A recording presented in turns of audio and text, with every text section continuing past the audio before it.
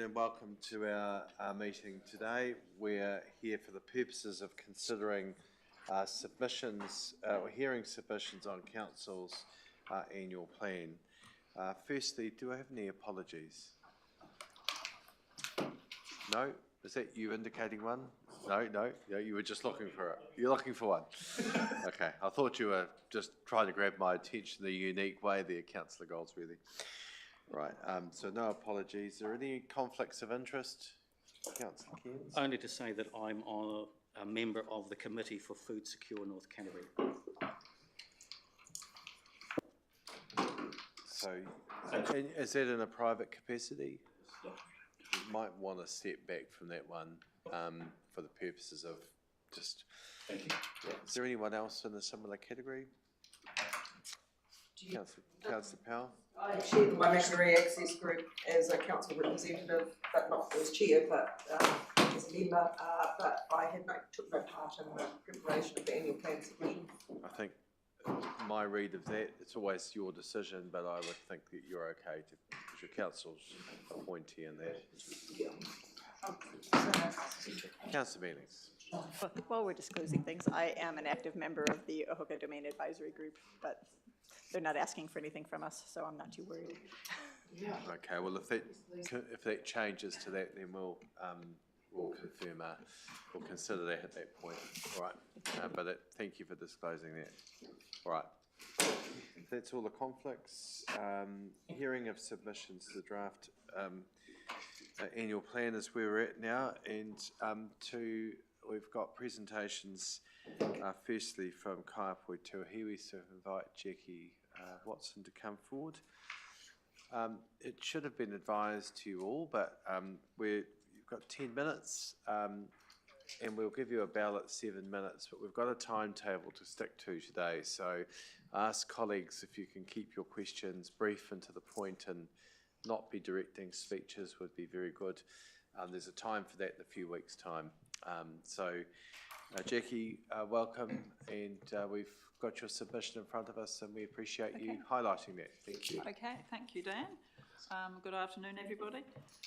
Yes, so you have my report in front of you, and as you can see on page 1, mostly it's supporting the items we were asked to, that you have put forward, the RMA changes, the rates capping, and well, those first two, we completely support the council in the decisions that have been made for those. The infrastructure funding and financing amendment bill was where we started to talk about growth in the district, and it's very important to have infrastructure in place before the growth happens, but of course that isn't always possible, but it would be nice if it could be better done in future. But we were also concerned about what we thought was unchecked growth. It just seems that the district is growing so much, and of course the impact it has on people driving around the district is probably the most obvious change to people's lives, but also the visual impact too of so many houses, so many people in an area where we probably all moved out here or lived here because we enjoyed the rural aspect. So anyway, I have made a point about that in that first paragraph. Development levies. The board supports the principle of growth paying for growth while cautioning against development driven solely by growth targets rather than community outcomes. So once again, that idea that, you know, is all growth good? Or does it just impact on people's lives in the district, making it not a district that they want to live in? And then the view that the board, this council's summary and assessment of legislative changes, we strongly agree that central government should provide greater financial support to local authorities, including the return of GST collected on rates and fair contributions for services. And I imagine that the government's latest announcement is going to be interesting decision making along those lines anyway now. So item 2, local water done well. We were very impressed with the fact that 97% of respondents were in favour of this approach, so it has been met really well and favoured by the locals. So the board also requests that council consider its policy settings for properties not connected to reticulated water or wastewater systems. And the board would like to recommend introducing incentives, such as a 20% reduction in connection fees, to encourage rural properties to connect. And over time, broader participation would improve environmental outcomes and distribute system costs more equitably. Item 3, the Rangiora Eastern Link. I think the board really were a little bit disappointed that this perhaps went ahead. There was a view that the more improvements made to that area through Southbrook, the more traffic you're going to get through it. And we've been very impressed with the Western Bypass. It seems to work really effectively. Flaxton Road taking a lot of the traffic away from Lineside Road and therefore away from Southbrook. And by improving the Rangiora Eastern Link, yeah, we just wonder if it's not working against itself. But I know it's all go, so we can't stop it. But I just thought I'd make that point. We would have liked it if there'd been an alternative route focused on, like the Western Bypass, to make that even more popular. But I mean, I have to say, I hear so many people say that they now come to Rangiora from the south by the Western Bypass. And I think that's a really good thing. But once you improve Southbrook, all the traffic's going to come back again. Anyway. And the other reason for mentioning that, of course, is the abandonment of Skew Bridge. It's been sitting there for so long with no improvements. Apparently the last signs that were all were stolen, flashing lights. But the Skew Bridge, as part of that alternative route to the Western Bypass, that is a development we would like to see in Kaikoura. We would like to see that completed. And I know NZTA have not been playing ball with that. So anyway, we have mentioned it in there. Other than that, a capital program. The board certainly supports the proposed criteria for project prioritisation.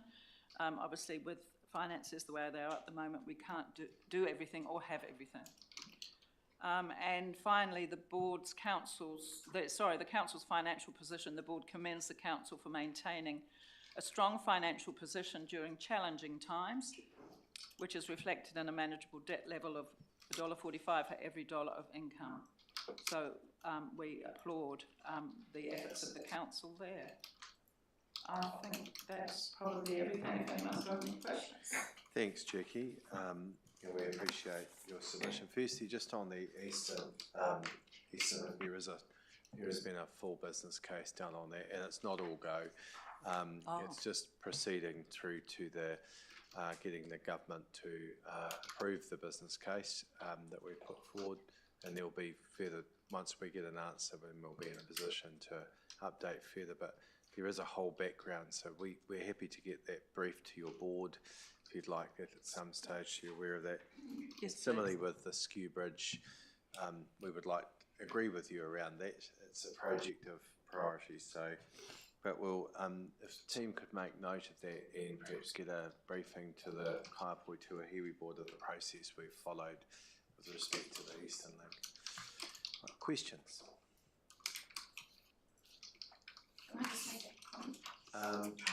No, it's not. It's not that process, Councillor Ward. But we will get a briefing. We'll get a briefing to the Kaipoi Tuahiwi board. That would be more appropriate, I think. Councillor Fulton. Thank you, Mr. Chair, and thank you, Jackie. Can you sort of envisage for me how Skew Bridge would function how it would link to a Western Bypass link? Presumably, you're talking about it feeding onto Flaxton Road, but also taking in Hoka Mandeville, Swannanoa, like you said, to the south and west. So what's the importance of it? Just to make that a bit clearer as an alternative link. I just see it as part of that Western Bypass. So looking at it from people who live south of Rangiora, it is the way that for example, look at the lights now that are on Island Road, and you've got the intersection there, and then you've got Flaxton Road. Flaxton Road is the beginning of that Western Bypass to Rangiora, and Skew Bridge is halfway along it. So, having a crappy bridge where people have to slow down over that very narrow and dangerous bridge, you know, works against, I think, people's perception of using it. So by improving it, it will develop it even more, make it more useful. Thank you. Any further questions? All right. Thank you, Jackie. We appreciate the effort you've put in, and thank you for being here today. Next, we've got Rangireshi Community Board, and I note as Jim comes forward, just the sad passing of Liz's sister. Today, Jeff and myself have arranged a card to go on and flowers on behalf of the council to Liz to acknowledge that. I realise you're acting in the interim to support Liz, so thank you for stepping up, Jim, during that time. Thank you, Mr Mayor. Generally speaking, the board is very supportive of the council's annual plan. In fact, sitting on this side of the table is quite boring because we've got nothing to grizzle out there this time, so well done to the council. The board supports the council's strategic priorities, and they're listed there on the paper. The key areas for consultation, changes to the local government. The board supports the council's position in response to what has been announced so far, but of course that all goes down the gurgler somewhat, in my view, at the recent announcements there. The board also has concerns about the changes to regional councils. While, again, I'm not sure how long that will participate for and what else happens, but the board supports the rationale for abolishing the regional councils, but it has a concern, as we've written down there, that about the mayors being their role in it. We think our mayors are very, very hard-working, and they don't need that extra responsibility, to be quite honest, and I won't go through it all. We've said what our concerns are about prioritising local interests, the potential possibilities for that over regional interests, potential for tensions between districts, that mayors already carry a very, very substantial workload. And as I said, this is all now very complicated with the recent announcements. Rates capping, the board's not opposed to rates capping, but we had the three major areas which we think had to be taken into account. And one was natural disasters, major emergency events, which are somewhat similar, and particularly growth. Fast-growing districts can't have their rates absolutely capped and still provide the amenities and facilities that are required. The Infrastructure Funding and Finance Amendment Bill, the board supports the bill's intent here, and also we share the council's concerns about the mechanisms proposed to achieve some of that. Development levies, we support the principle that growth should fund growth. The Waimakariri view, the board endorses the council's summary and assessment of recent legislative changes. It also strongly supports the view that central government should provide increased financial support to local authorities with all the changes that are happening, including in particular a return of GST collected to councils. Local water, done well. The board wants to commend the council for being amongst the first and taking a leading role in New Zealand for that, and we particularly want to congratulate the Mayor for what he has done during that. It's been great leadership from this council, from your staff and from the Mayor. However, the board is concerned that Waimac's smaller rural water supplies, and we mentioned there, Cust, Summerhill, Garrymere, and their abilities in the future to manage the cost of increased monitoring and some of the regulatory things. I think we need to look very closely at that. Eastern Link, the board naturally enough supports the Eastern Link. We acknowledge that we don't support it going ahead until, as I know it's the council's position, but until government funding is available for that. We have been concerned from the estimated cost and structure increases from 37.9 million to 65. And I would add, it's my personal view, this is not in the board's submission, but in itself, the Eastern Link Road won't prevent congestion in Southbrook. So, capital programs, the board supports the council's intention to review its approach to the capital program. I think that's timely and good.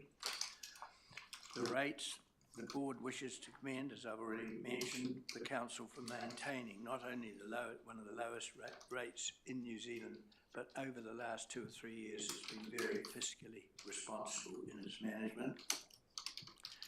The tolling of the Wood End bypass. The board has always supported the proposed Wood End bypass and supports its project objectives, but the board believes that introducing the proposed tolling will have some adverse effects, and I list them there in the supporting paper, on the community, particularly a portion of traffic from north-east Rangiora and north of the Ashley River uses the Wood End Ravenswood to access State Highway 1 and will get caught up in that and believe that it could see regular commuters paying around $5 a day if they use the bypass, so we're concerned on that. The other point we raise is, and I don't need to elaborate it, is the low burn domain upgrades, removal of trees, and we list a whole series of wish lists, you might say, for the low burn domain.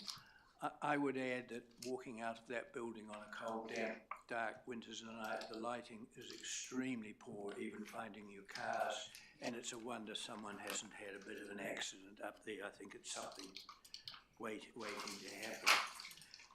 Just coming back to the changes to the government legislation, I'm sure you'll probably be having a workshop with community boards on that to get our view, or is that...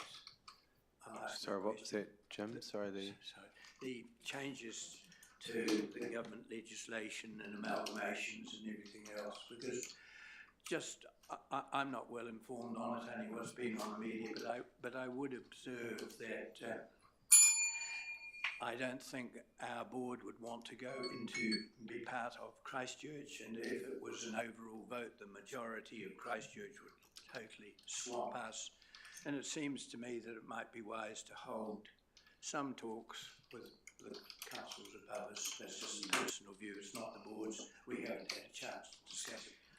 But Mr Mayor, just in conclusion, can I say thank you to the councillors of our ward for their mostly positive diligence to our affairs, and also to the council itself. It's a good council from a board perspective to work with, and you involve us frequently, which is appreciated. Thank you, Mr Mayor.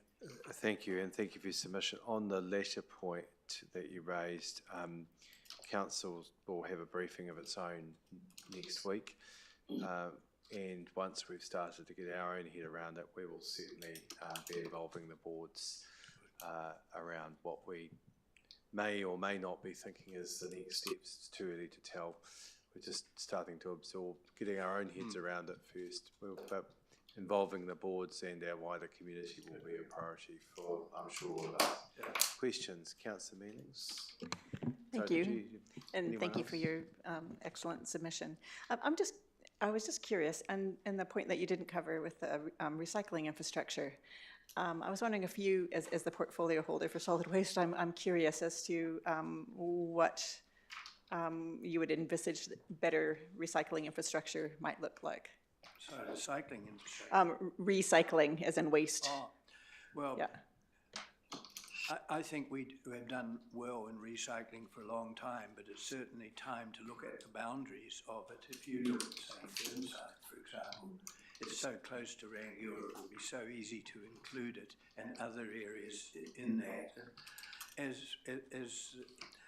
as the environment changes, recycling becomes more and more important.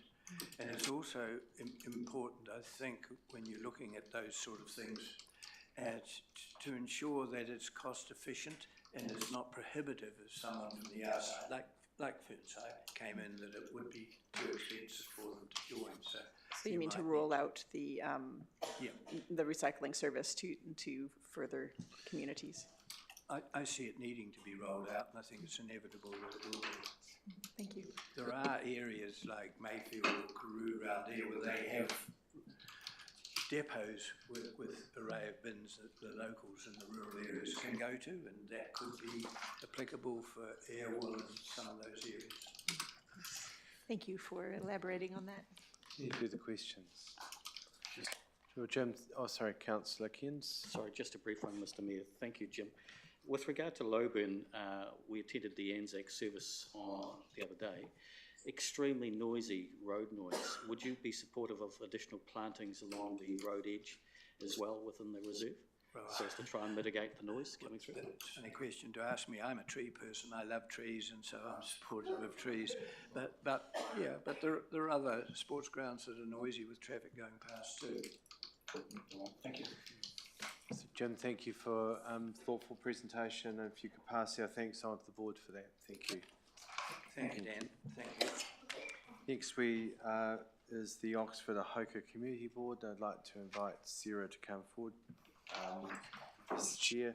It was remiss of me to not mention Philippa, who's helping us today. Sarah sent an email earlier. Philippa does have a connection through the district, through the O'Loughlin family she was mentioning before. Many of us know the O'Loughlin family, so it's great to have you on board, and thank you for your support today. So welcome to our meeting. Sarah, I'll hand over to you. Okay, thank you. So there'll be a ballot about 7 minutes to let you know. It's just doing that in fairness to everyone, because we've got a timetable to get to. You're lucky today because I actually have had very little to do with this annual plan submission. I've had some other things that I've been having to be doing at the moment.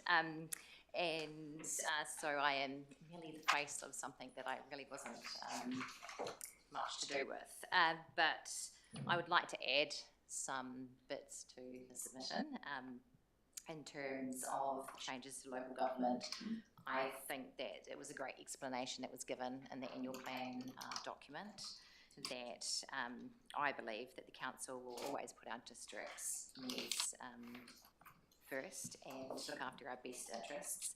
And it is a very hard time to be sinking your teeth into anything at the moment, local government, for the proposed changes, but I truly believe that this council has got the best interests at heart and will make the best informed decisions there.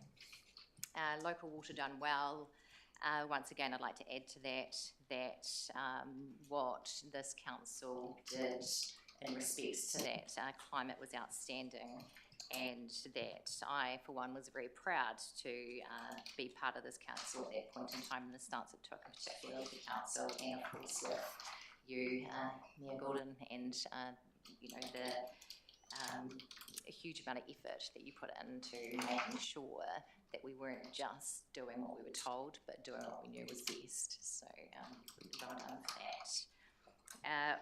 In terms of local water, I think that mines still need to be kept on private well owners as well, that they are continued, or that they are supported and educated. I think that that goes on the wayside, and a lot of people that have their own private wells just really aren't aware of what their personal responsibility is with those. A long-term view perhaps on either assisting private well owners be remaining compliant with their own water supply, whether that's through a rated-based scheme or whether it's looking at another way of trying to integrate people onto a public water scheme over time is probably a way forward in a direction that's needed. Over to the Rangiora Eastern Link, I think for our board, to put it in perspective, being in the Oxford Ahoka Community Ward, we weren't really given a lot of briefings on that situation, so we just were reliant on the information that was in the long-term plan documents. So in terms of what was in that at the time, we felt that there wasn't a very clear understanding of the funding strategy, and we weren't sure how that was going to look for ratepayers.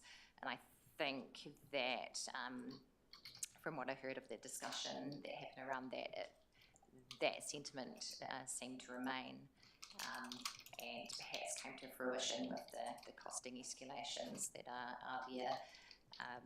So what happens in that space, I guess, will be dependent a lot on co-funding, but it was something that was just a little bit front of mind when we first read that.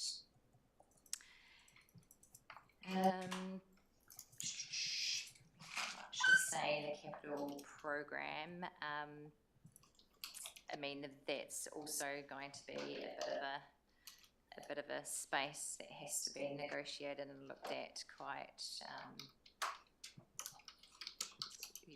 in a difficult way, I suppose, because of the costing and everything that is going to increase, particularly in the realms of council spending. Seems as to be in those industries that have a lot of a higher inflationary aspect to it, which makes it more difficult when rates caps are in the same table. So I'm guessing priorities and looking at efficient strategic project planning is going to be very essential. And probably listening to local communities too about which projects are of higher priority than others, which I'm sure you do anyway. Additionally, I see here we had about the rates figures that are given in documents. That is often a bit of a tricky one because quite often there is quite a range, I guess, of rate increases. So when we have residents, you know, in Oxford or Cuss, they're often at a much higher rate increase than residential communities.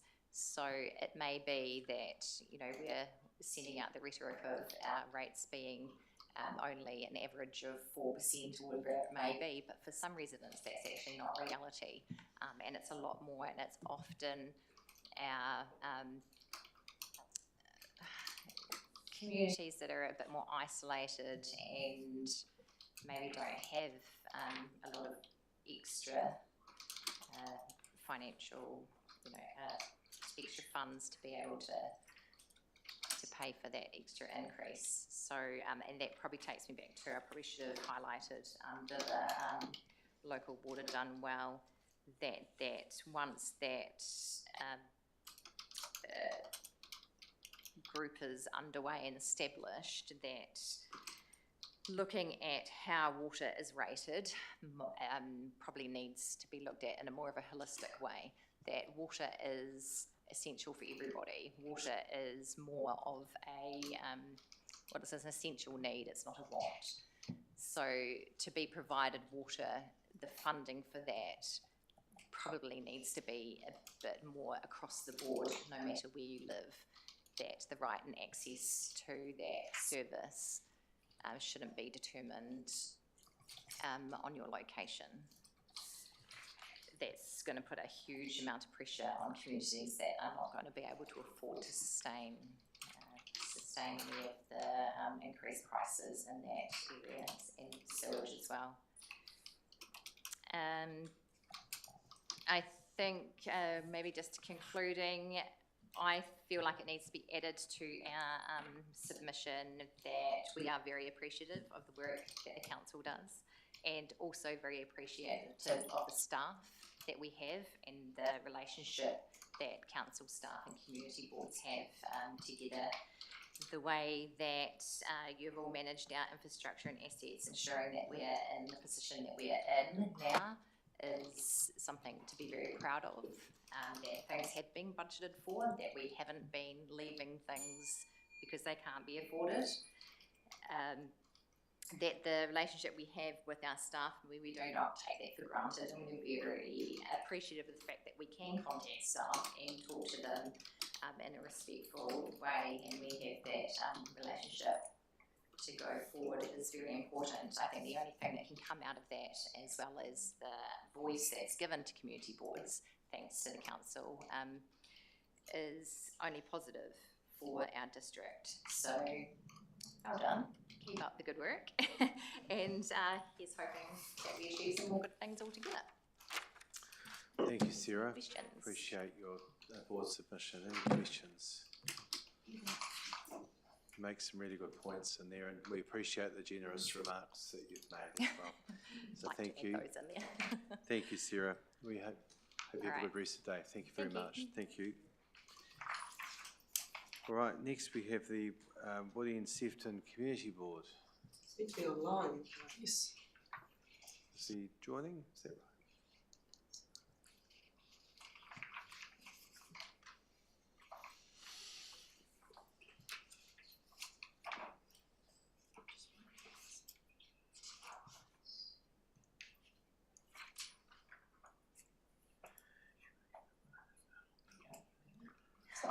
Not quite that one.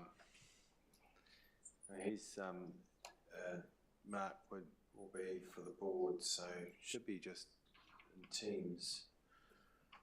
We've got Teams there. Yes.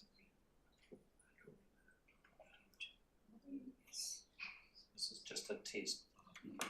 That's right, there's Mark, there he is. We might just somehow want to get that presentation down. Hello, Mark. Do you want the presentation away? Yes, at this Okay, stage. Yeah. Mark, we just can't hear you. We just won't be a minute. We'll just double check what's going on here. Yes, I'm sorry. It's all right. That should take it down. Yes. Well done. Okay. Top marks. All right, Mark, can you hear us?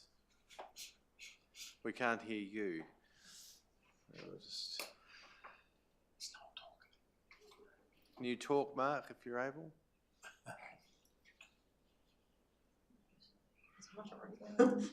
It's quite a familiar scene, this backdrop. I know a number of offices like this.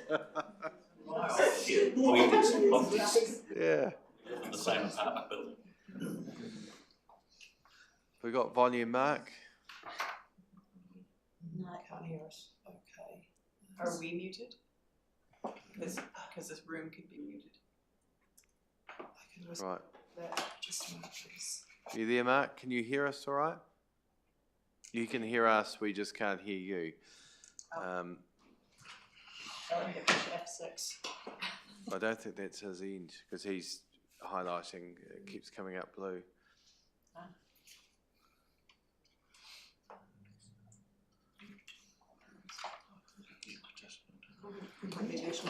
Are you there, Mark? Can you hear us now? Oh, he's muted now. Perhaps we might need one of your colleagues familiar with the system to possibly help. I will. This one, no, please. Should No worries. Here comes Ashlyn. Yes. Like to keep them changed. We have this. We don't have sound. Mark, can you speak now? Can you speak now, Mark?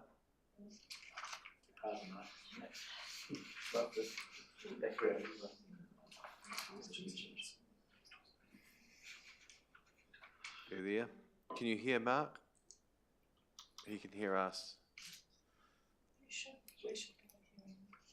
I went to bed.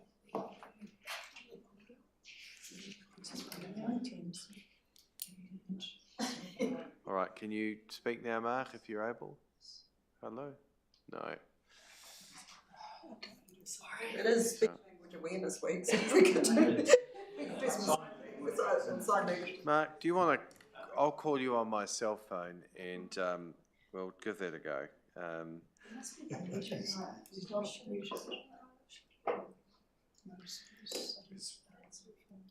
I'll put you on to,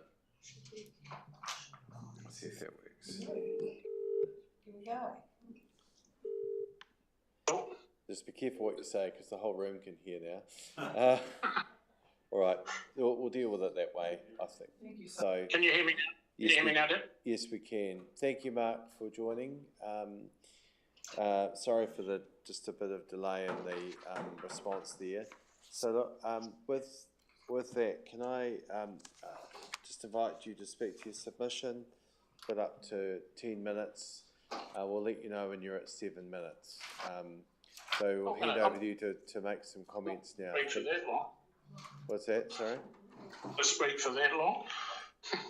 Well, we'll see. Anyway, so I mean, I take it that everybody's read the submission, so I mean, we pretty much have supported everything that was in the annual plan. We're really pleased with the proposed rate increase amount. I mean, I think that's a great effort by the council, or great effort in the planning to try and keep it under 5%. So the Woodend Pegasus area strategy, like, we're looking forward to that progressing, however that shapes up. And I think the only really thing that was the lake, which was the last point G, was the one that we really wanted some attention to. All right. So point G, did you say, Mark? Yep. Around the To lake. continue with the lake's owner and just, yeah, and whatever. I mean, it'd be good to get some sort of long-term plan about what the plan is with that, rather than it just seems to, which I know it's a very a fairly contentious issue, but it's something I think that, or we feel that it needs to be addressed and probably more than it is. Yeah. Okay. Is there anything further you'd like to add? No, not really. But happy with the Rangiora Eastern Link Road as long as it's funded. So in supporting that. Okay. Well, thank you, Mark. Yep. Thank you on behalf of the board. We agree with you. Concerns around the Pegasus Lake. We were due to have a briefing on Tuesday about that, but owing to some time constraints, we weren't able to do so. We will reschedule that. It'd be really good to have the board involved in that, and for there to be an understanding of what the options are going forward. Because I agree, there's a lot of concerns about it, and it'll be good to understand what the present trials have achieved or not achieved, as the case may be, and what the way forward is. So we'll schedule that. We'll get governance to schedule that in due course and invite the board to be part of that discussion. Cool. And maybe Pegasus residents, because they've got quite an active interest in that as well. I'm sure they would appreciate that. Questions? Councillor Tim Fulton. Thank you, Mr. Chair, and thank you, Mark. If you can hear me, Mark, I'm interested in as an example, the Woodend area, Pegasus area strategy, and we've talked in a number of submissions about growth pays for growth. I can't hear you, sorry, Tim. No? Okay. Well, how do we relay that? Well, what's your question? Perhaps you relay that. Are you satisfied that we have a mechanism for growth paying for growth in that Woodend Pegasus area, whether that's retail or residential, and what could we do better in that respect, given the growth? So are you satisfied that growth pays for growth, in particular in the Woodend Pegasus area? And is there anything we could do better in that respect? Is there anything that you feel we could do better? I think it's probably in relation to a rating review that's being undertaken at the moment. Rating is one area. Yeah. Any comments you'd like to make on that? No, not really. I mean, we're just working, obviously, with the Woodend Pegasus strategy plan. That's going to address all the things that are going to come out of that are going to be, what's needed for it. I mean, it's a massive growth, future massive growth as well. So, but as far as rating goes, I'm not aware of any change in that. Okay. Any further questions? Look, Mark, thank you very much for your time. We appreciate it. And thanks for your understanding as we were getting the technology to connect. So we'll let you get back to your day and keep things moving around the country. Yes, thank you, Dan. Thank you all. Cheers. Bye-bye. Bye. In case you're unaware, Mark works for Move, so that's where that came from. All right, next we have the Pegasus Residents Group. Miles, I believe you're representing Pegasus Residents Group today. So Miles, you'd have possibly heard 10 minutes and up to 10 minutes, and there will be a ballot 7 minutes. All good. Thank you just to give you an indication of where time's going. Thank you very much. Cool. So there's three things I want to talk about. The first is just some changes that have happened since the submission went in. The second is something you'll be interested in. We're in the middle of doing a survey for Pegasus residents, but we've got enough results now that we're seeing clear trends. And the third is what the Pegasus resident group would actually like to see. I'm assuming everyone's read the submission. So item 1, Pegasus security support, just noting that the increase in fuel cost is having an impact on us there. Pegasus lake toxicity, want to endorse everything that Mark said. We're getting lots of comments from residents that they just feel that they're not being communicated with, not being heard. We're getting lots of comments that people feel no one cares. Event funding, yep. Pegasus internet connectivity, not an issue anymore. One New Zealand have announced that they will be doing fibre to all of Pegasus, so we can cross that off the list at last. And then bus routes. At the town planning meeting, there was a really good suggestion made of finding a way to opening a road north from Pegasus to Waikuku, so a bus loop could go through Pegasus, through to Waikuku, round to Ravenswood, turning it into a loop, which makes it easier for the buses to actually make it financial for them. So if that is possible, we do endorse that. So on to the survey. So we've got 97 responses so far, which is quite a strong response given that it closes on the 30th of May. And the results so far are really consistent. It's not mixed results, it's really, really easy to see the trends. The top priority for 48.5% of residents that filled in the survey is the lake. Water quality, usability, lack of visible progress. It's seen as a core asset that's failing. It's seen as an asset that can't be used. And residents report it seems that no one cares about the lake and no one is really doing anything about it, which we see as a communication issue rather than an actual things being done issue. Safety and crime, 40% of respondents raised safety concerns.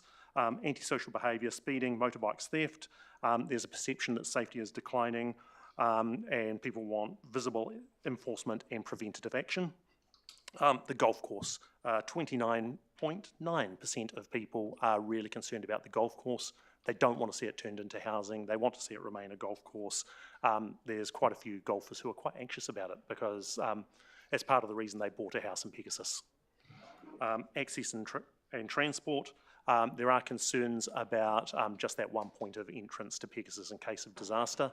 I know, again, in the plan, there's plans to open up the 2 roads to the south of Pegasus that would actually make things a lot safer. So as long as Gladstone Road is actually sealed, that would be brilliant. But yes, there's an expectation for planning for growth and improved resilience. Community events, the community, 20.6% of the community had strong support for local markets, music and community activities, more and varied events. Events are valued but not a replacement for infrastructure issues. I'd just like to point out here that the Pegasus Residents Group does not want event funding. No thank you, that'd mean we have to put on more events. We're quite happy doing the small scale like family events like the Family Fun Day. There will be other people in the community who would like to put on events, it's not us. And 12.4% of people would like to see youth facilities. So roughly for kids aged 10 to 16, skate areas, courts, youth spaces, and it's seen as reducing antisocial behaviour. So what we've got from the community is they really value Pegasus and the lifestyle they've got there, the walks, the lake, the wetlands, it's all fantastic. But there are issues around some of those priorities I've listed, and we're presenting this as a clear community mandate for action. What would we like to see? Better communication with residents about the lake. For Pegasus, Woodend, Ravenwood, Waikuku to be taken into account more when looking at the assistance provided to town associations. We're not asking for particular funding, we're asking to be looked at equitably. And some assistance with the costs of providing security for the area. The community car costs are rapidly growing, and we have expanded to touring around Ravenswood as well now. And yeah, people love it there. I mean, I've said a lot of negative stuff, but people were on the whole really positive, and really appreciative of the council, of the community, of the feel of the community. It's a great place. That's me. Under 7 minutes. Any questions? Thank you, Miles. Thank you, Miles. Appreciate it. Any questions? Councillor Ward. Well, thank you, Miles. It is certainly a great place to live. Just a question for you. Is there any observation that, with regard to the lake, that the geese are fouling up the lake? Yes, there's quite a few comments about that. So is that something that could be addressed? I know that they're poo-pooing all around the side of the lake. You go and try and walk your dog, and you have to be careful. Yeah, you're going to lose either way you go. Some people hate the geese, some people love the geese. Thank you. And as you would have heard before, we'll invite PRGI to be part of a briefing that we'll have on that in due course, because it is I appreciate it's a topical issue again. Well, it has been ever since the lake's been there. Yeah, and the town planning process that's going underway at the moment is fantastic. It's really well laid out and thought out. Thank you, Brent. Councillor Keynes. Thanks, Mr Chair. Thanks, Miles, for coming along today and filling in for Matt. As the newest board member. Indeed. The 4,260 residents, how many members do you have within, well, that sign up for PRGI? Just short of 250, which means for us we're struggling to keep up with admin costs basically, because we can't afford to have a CRM, MailChimp and Xero. Basic admin stuff, we're trying to scrabble money together just to do the basics. And you've requested $5,000 effectively, it looks like, for your community watch vehicle. Can you tell us, is this part of Community Patrol of New Zealand, which one is linked to the police, and the police normally fund the vehicles in terms of their fuel and that sort of things? Are you linked? I cannot tell you that. No, I don't know. Okay, all right. Thank you. Councillor McLaren. Thunder was stolen by Councillor Keynes. That was my question, is why haven't Community Watch joined Community Patrols New Zealand? For those exact reasons. All the things that you're self-funding are paid for by central government through the police, and includes a lot wider things like how are your members vetted.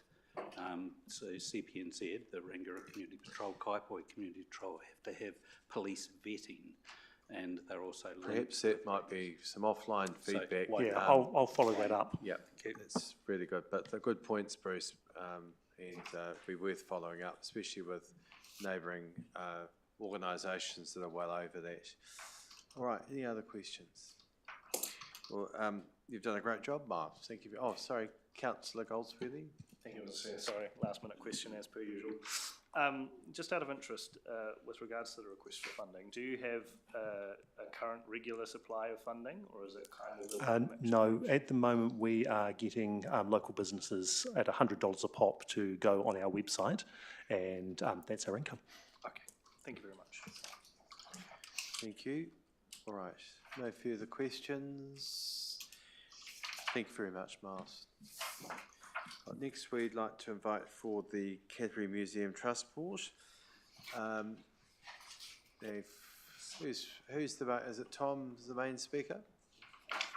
Welcome. If you would like to come forward, we've got 10 minutes for you, and if you want to bring further seats forward, please do so. So Tom, thank you.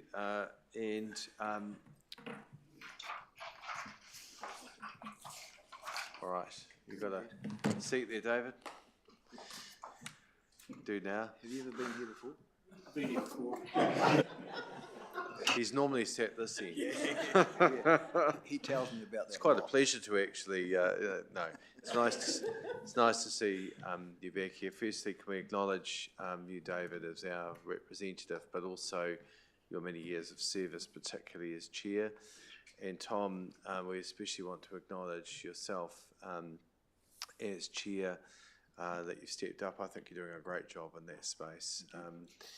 This is a major project that you've got going on there, and we're I think, very fortunate to have your leadership, as we have in the past, but also the support of someone that, with David's experience representing our council and Haranui's interests. So thank you very much for your time. We've got up to 10 minutes. Staff will give you a little bell at about 7 to let you know how you're going. So I'll hand over to you now. I have a little latitude, but not a lot. Was that latitude or attitude? Thank you. By the way, so again, thank you. Over to you. Yeah, no, thank you very much, Mayor Dan and councillors. It's lovely to be here, and thank you for this opportunity again for the museum to speak to your submission or our submission on the council's draft annual plan. Before I do that, though, I want to just add to your comments about my learned colleague here, Mr. David Ayres, who, as you say, has stepped down as chairman last year, and as he left for Christmas, he said, tapped me on the shoulder and said, "Tag, you're it." And I said, "What does that mean?" He said, "You're about to find out." So I found out in short order. But the other thing I'd like to just point out that you probably will well aware of, David has just started his 80th year around the sun. So he turned 80 yesterday. So What? What? I thought you said it was 80. 90. 90. 80th year. Yeah, right. Okay. See, this is how he words things. He's tricky. Well, he could almost become a museum piece. Sorry, David.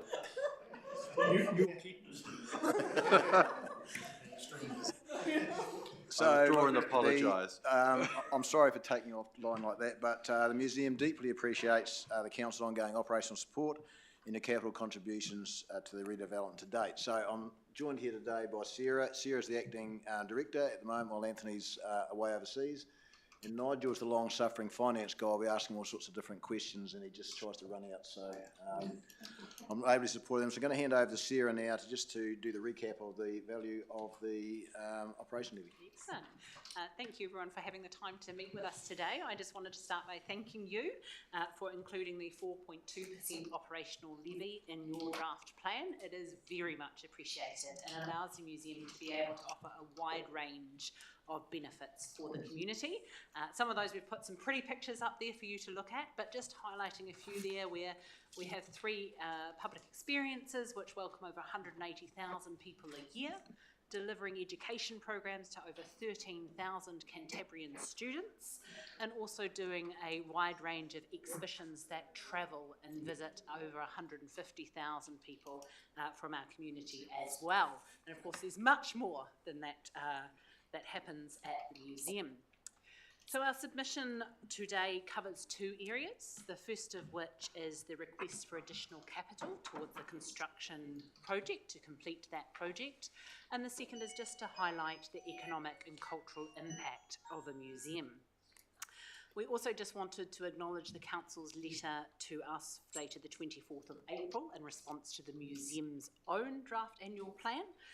We thank you and note the points raised in that and have suggested a separate meeting to address and discuss those points. We also just wanted to note that Christchurch City Council has signalled their intention to provide the museum $1 million in capital funding. That represents the first year of that capital funding request, which means we now have a commitment from Christchurch, Selwyn and Whirinui for the first year of that additional capital funding. I'll hand over to Nigel now to speak about that in more detail. Thank you, Sarah.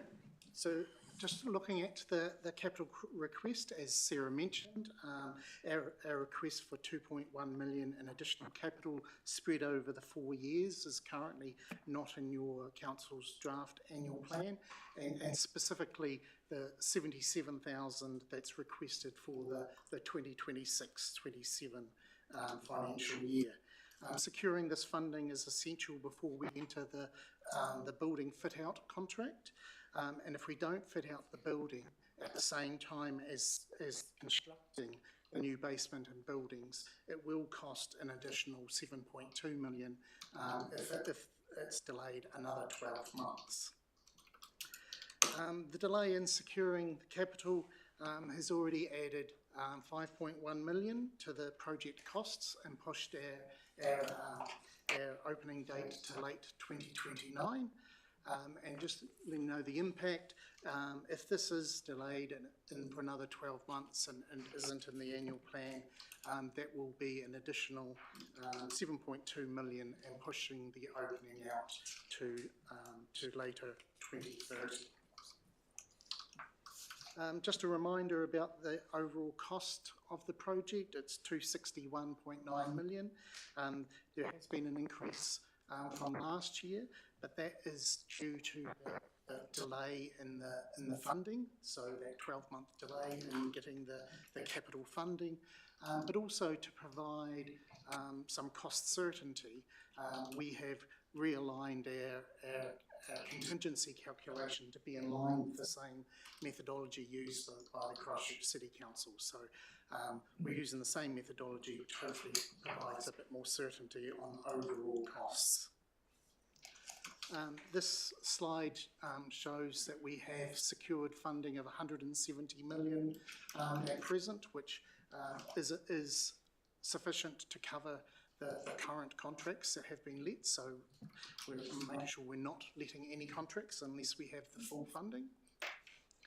And the final one from me is looking at the capital that's remaining to be, that we're requesting. It's the 32 million from the four councils, Waimakariri's share of that being 2.1 million and 3.6% based on a cash flow basis of requirement of $77,000 for the annual plan that you're currently consulting on. We're also asking for the same amount from central government, and just noting that we are in active discussions with central government, and in fact we had a visit less than 2 weeks ago from the Prime Minister and Waimakariri MP Matt Ducey to come around and see the site. So we're actively working on the central government contribution as well.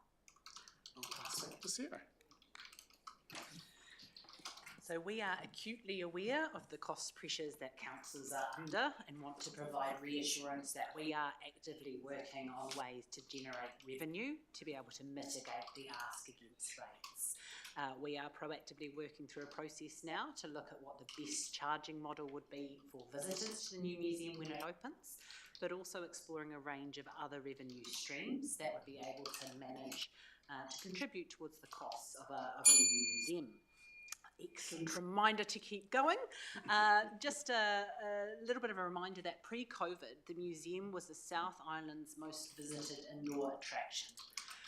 Forecasts at the moment suggest that when we reopen, that will mean 800,000 visitors through the museum each year, which is forecasted to add $83 million to the regional economy.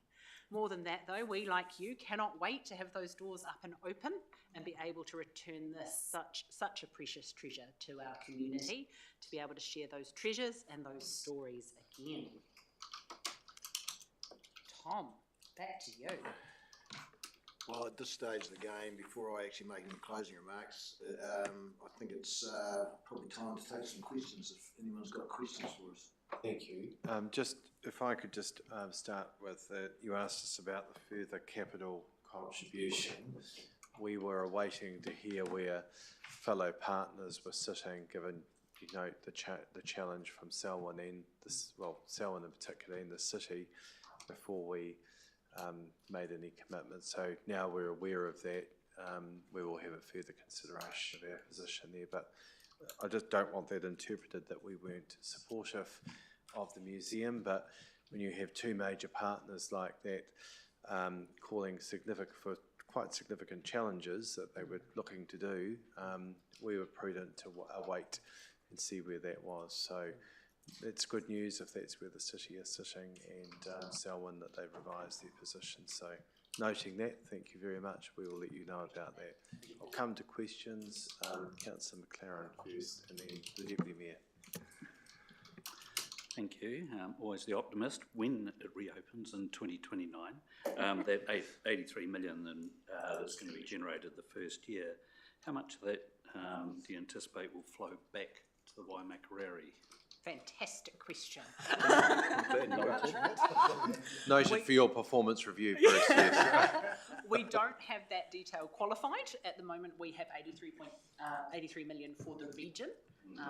But if you would like us to, we can look at that and provide you with some further context. Yeah, yes, please. I mean, it does specifically say for hospitality, retail, accommodation and transport, and we have to sell this to our Oxford and Thank you. Hokuku. So thank you. Thanks, Bruce. I come to the Deputy Mayor. No, it wasn't quite, but that's all right. I entertained it. And I'll come to Councillor Goldsmith in that. Thank you for coming along, and happy birthday for yesterday, David. Thanks for calling in. I'm sorry I wasn't home. Yes, I came for lunch. All right, okay. Anyhow, the numbers are significant, especially in the 28-29 year. Have you factored in the potential impact of rate capping on councils when working out those numbers and spreading them?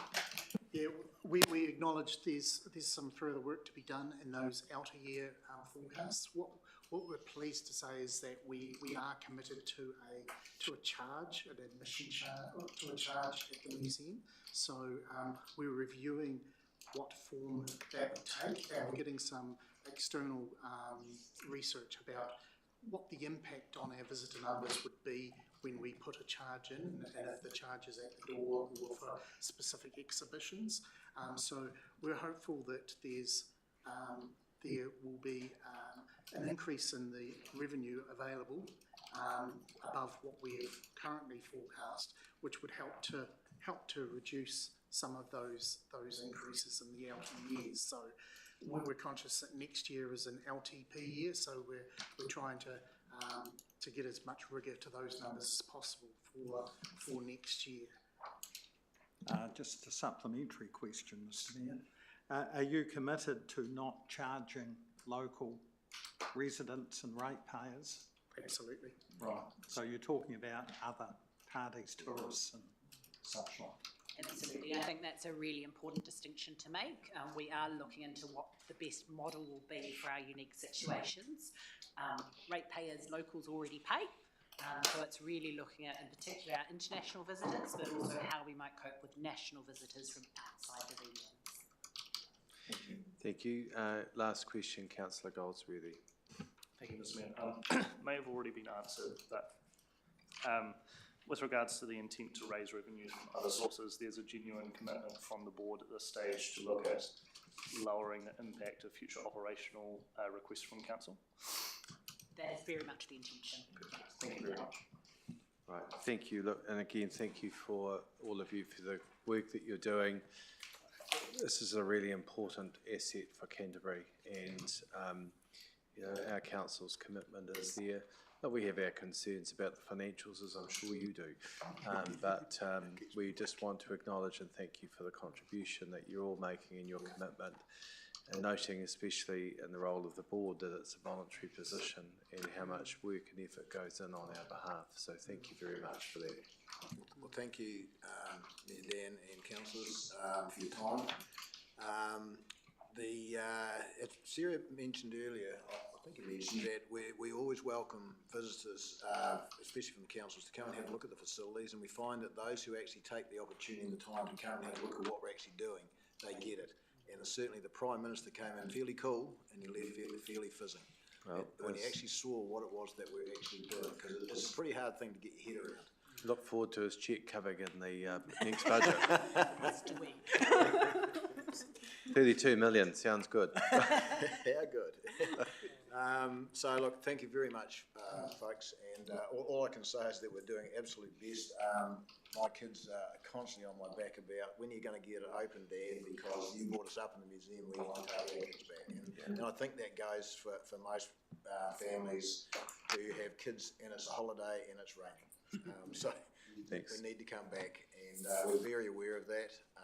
And all I can say is that we're doing our best to go as fast as we can for the least amount of money, and we're really trying to make sure that we keep it on task, on target, and under budget, and that's where we are at the moment. It might sound a bit odd, but we are actually under budget and on time. There's a couple of delays, but they're not on the critical path, and the contractor knows it's got to get back on the path. So, and we've got a very good relationship with Leeds. They're doing a fantastic job.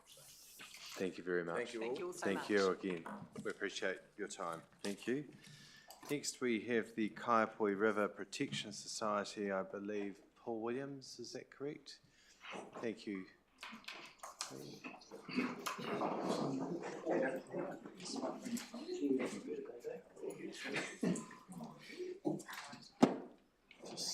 All right, you've got others coming to speak as well? All right, so you've got up to 10 minutes, Paul, and there'll be about 7 minutes. If you could leave a room for some questions, that would be appreciated. But welcome all to our meeting today. Yep, we'd like to say thank you for giving us the opportunity to present. The Kaiapoi River Preservation Society. We wish to formally express serious concerns regarding the condition and operation of the Kaiapoi wastewater treatment ponds. This is not a discretionary matter. A high-quality wastewater treatment system is an essential public health and environmental requirement. The system falls well short of the standard expected for a modern New Zealand community. While the ocean outfall provides a means of discharge, the quality of what is being discharged is of primary concern. Wastewater must be treated to a significantly higher standard before entering the marine environment. At present, visible sewage blooms can be observed offshore.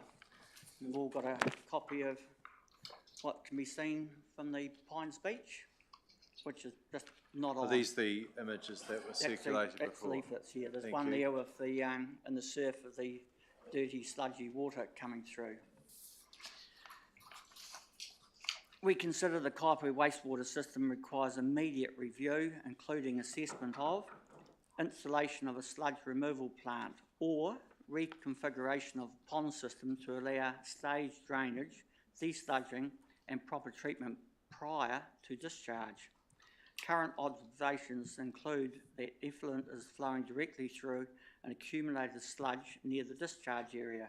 This undermines the effectiveness of the process. That's that picture there.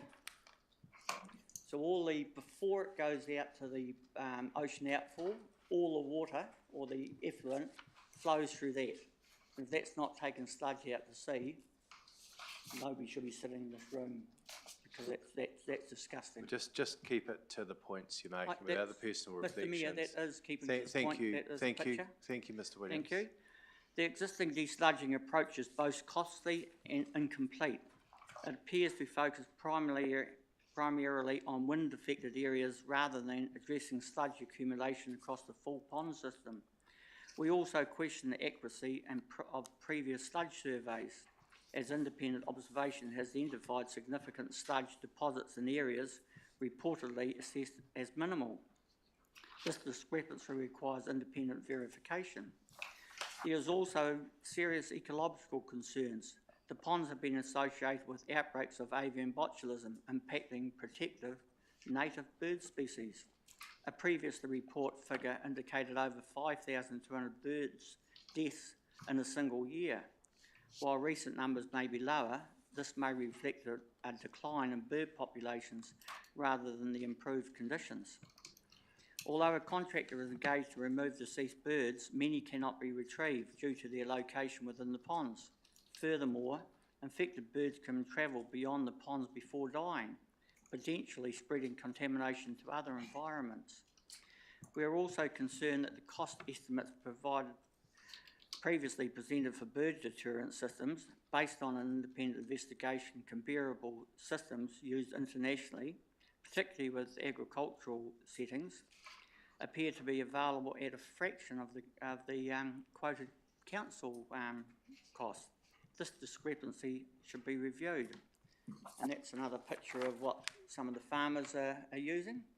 And that's a fraction, a very fraction of what the council indication of a UNR meeting of, they reckon $30,000 for that type of thing, which is, I don't know, it's like the bridge being built up the North Island. We note that similar wastewater challenges now being faced in other parts of New Zealand, including larger centres. These issues are often a result of delayed infrastructure investment in the face of population growth. It is critical that this council acts proactively rather than reactively. Investment in core infrastructure must take precedence. Deferring necessary upgrades will only increase the financial burden on future ratepayers. We also raise concern regarding the Oxford wastewater system, which appears to face similar issues and likewise requires attention. Finally, we ask, how many councillors have personally visited the Kaipoi treatment pond to observe the current conditions? Not one. Well, Okay. no, that's not correct, actually. And could you finish your submission rather than making reflections on the councillors? The It's not a question was, question. how many- No, excuse me, Mr. Williams. If you come to your points rather than asking reflections on councillors, you know full well that they are not in a position to answer, having been formally an elected member yourself. So please continue. Well, they could have put their hand up if they wanted to. Anyway, will the council acknowledge the seriousness of this issue and commit to meaningful, timely improvements? The current state of the system is not acceptable to the community.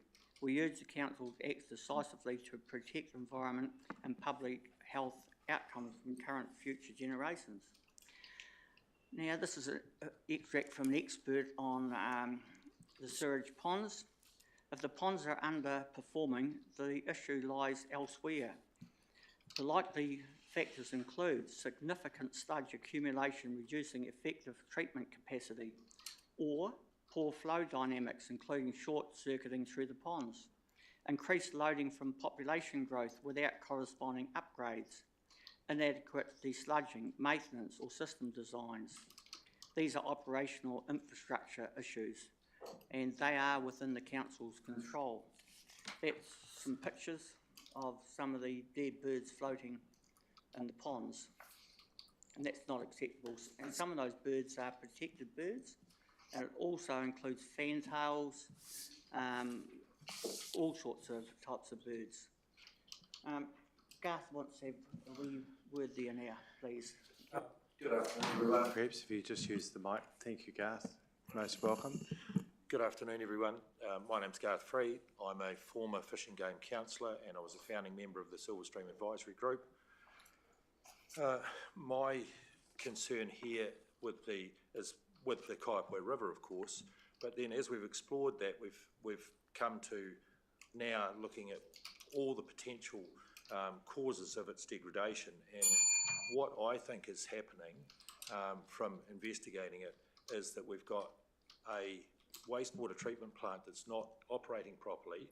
It's releasing toxic bacterial toxins into the ocean outflow, and then that water, being fresh water and being slightly warmer than the sea, will stratify, sit above the salt water, and then at each high tide that's being pushed back up the Waimak and into the Kaipoi River. Because as we've looked at all these different point sources of contamination, we can't find anything with sufficient volume to have ruined the Kaipoi River the way it is now. And so perhaps a big part, some of the other members here have disagreed with me on this point, but perhaps since central government has introduced mandatory chlorination, the chlorination has stopped some of the bacterial breakdown in the sewer network before it actually gets to the plant. So if we assume that it maybe takes 2 or 3 weeks to get there, we've now got a lag because of chlorination. So we've sterilised that material with the chlorine. We've got not just the chlorine in a toilet system, but we've got the chlorine from showering, using the washing machine, everything else, and it's not, that chlorinated water is not then exposed to UV where it would normally degrade and gasify off. So it's sterilising all that material. It arrives at the sewage plant with a different bacterial population to what it should have, and then it's not got sufficient time in the plant, and so then we've got this problem. Now, when Paul's referred to sludge, sludge is actually the dead bacterial body. So even if the council removes all the solid matter at Rangiora and just sends water to Kaipoi, that water, as it breaks down all the nutrients in it, the bacterial bodies form the sludge. And so that's something we've got to get our heads around. And so, as Paul said about putting in another pond so that we could dry out one pond at a time and scrape out all that sludge. All right, thank you. Michael wants to say. Well, how are we going for time? So you've exceeded your time. I'll give you a minute, Michael. Yeah, everyone, all I want to mention is the cruelty to our animal life. And it's not being reported properly. This is an example in Christchurch. Used to be 10 to 14,000 waterfowl there, now there's none. The same thing's going to happen to Kaiapoi if we carry on the way it's going. That's all I have to say. Thank you. Thank you. And just want to say that you've you've got something in writing there. It would be great if we could have a copy of that, please, so that we can respond. And despite what's being inferred, I do want to assure that we're never deferring any upgrades at all. And those issues, a number of them have been raised many times, and respectfully, our engineers disagree with the points that are raised, but we will get those points considered. Wastewater treatment plants are critically important to our district. There's been a huge investment over many years, and we will continue to invest. And we are operating as well within our consent conditions. That's not to say that new technologies don't come along and we don't consider those, and we will, but I just wanted to make those points up front because there are a number of points that are made in there that just are inaccurate, and we will get those answered, as have been done on a number of occasions. But we will look at those points and come back to you formally. Thank you. No, that's it today. Thank you very much. We've run out of time. Oh, unless you want to raise a quick question, Deputy Mayor. One quick question. Just a quick question for you. Could I have the dates of these photos, please? No, you can't.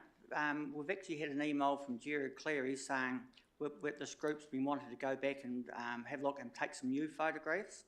And Jerry Cleary's come back and said, we don't want to give you access because nothing has changed. Well, now, I've got that in writing from Jerry Cleary. So are these photos historical and not current? Some are new, some are historical ones, yes.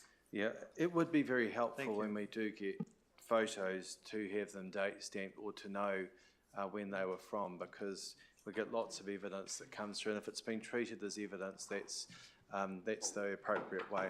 Look, I think we've got to the end now. Thank you very much for your time. We appreciate it. Thank you. We'll get your points considered and answered. Thank you.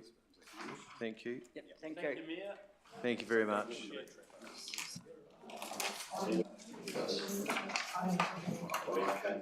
All right. Next, we invite the Northern AMP Association, Mr. Duncan Lundy and others.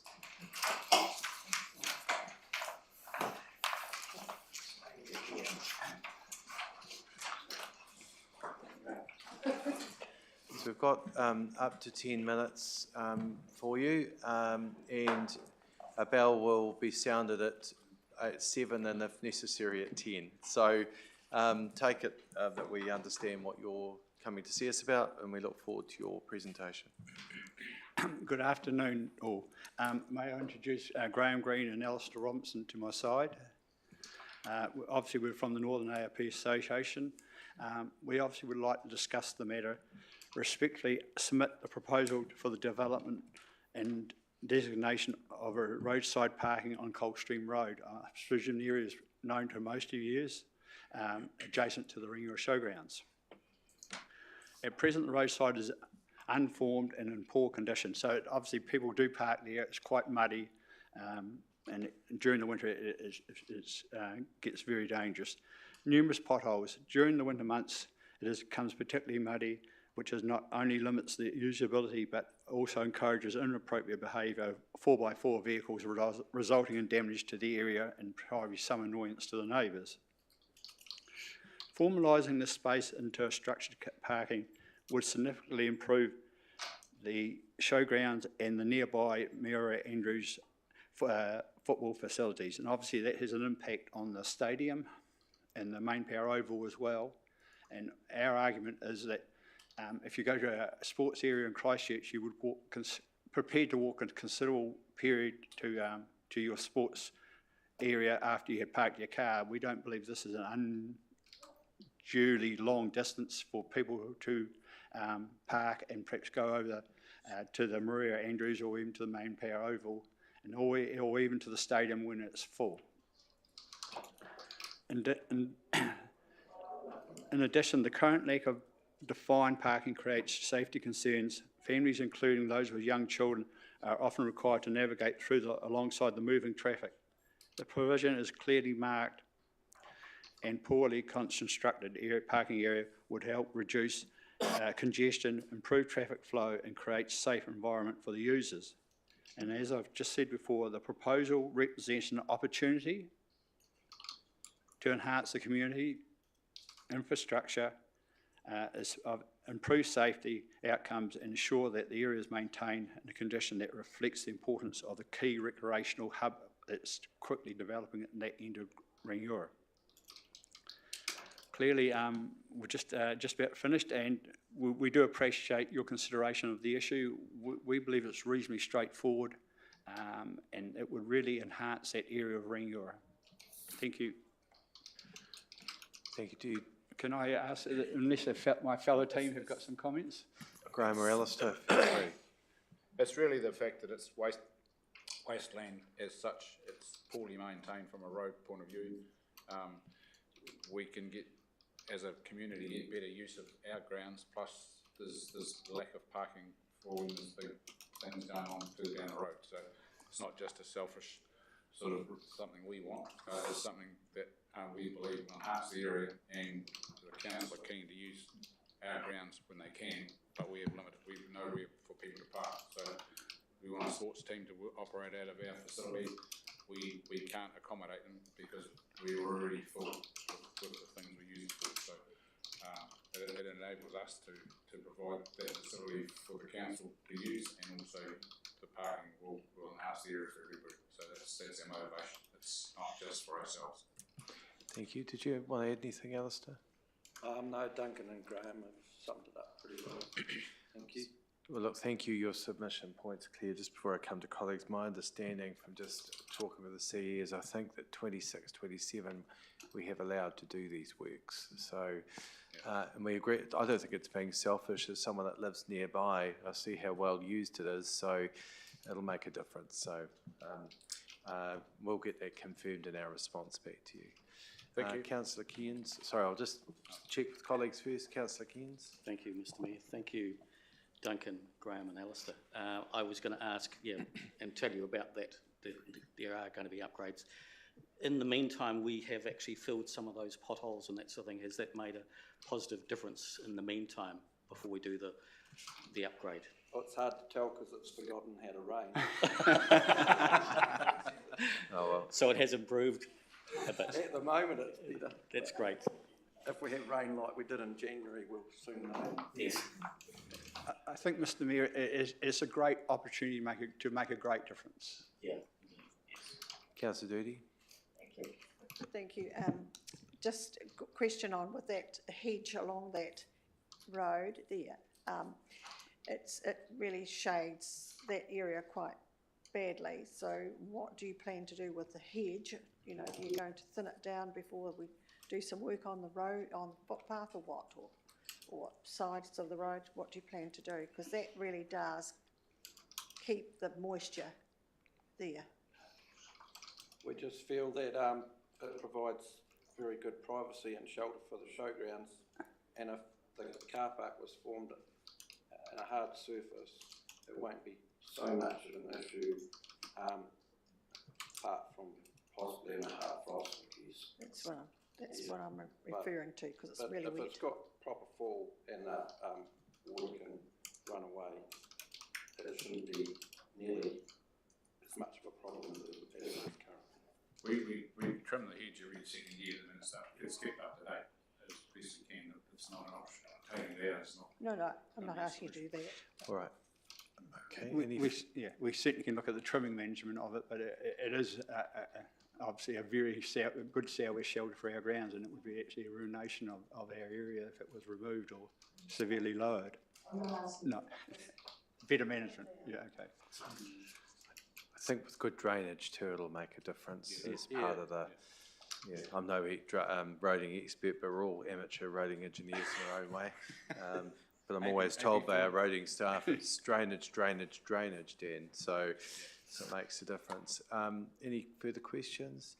Look, can I, again, thank you for coming. Can we just say it's an amazing asset that you manage on behalf of your association. I know how well used the grounds are by our community. So just wanted to acknowledge you all do it as volunteers, and we appreciate the contribution that you all make. So if you could extend our thanks back to your association and your executive and other members, but thank you again for your submission. We understand the points, and as I mentioned earlier, from what we understand, that's not far away from being undertaken. Good. Okay. Thank you very much. Thank you. Thanks for your time. Thank you for your time. Right, we next have Food Secure North Canterbury. Is Joe presenting, or is it you, Nikki? No? It's Angela and I. Angela and Nikki, right. Thank you. Thank you both. Up to 10 minutes for the presentation, and we'll do a bell at 7 to let you know how you're going for time. Thank you very much for being with us today. It's Food Secure North Canterbury. Thank you. Kia ora koutou, ko Nikki Tokuingwa. I'm part of the Food Secure North Canterbury collaboration, and I've got Angela Clifford with me, who is one of our facilitators for Food Secure North Canterbury. This collaboration is one of the larger community collaborations within the North Canterbury area, so covering both Waimakariri and Huranui districts. I'm going to pass over to Angela for our submission. Kia ora koutou. The submission that you have in front of you draws attention to the importance of food security for our communities, particularly at the moment. We can see a rapidly increasing demand for food support, and our local food banks and social service providers are experiencing unprecedented pressure with record numbers of food parcels and meals being distributed. But also a longer-term strategic response that we feel is needed to look at the systemic drivers of food insecurity in our region, and what roles the council can play in developing a resilient and equitable local food system.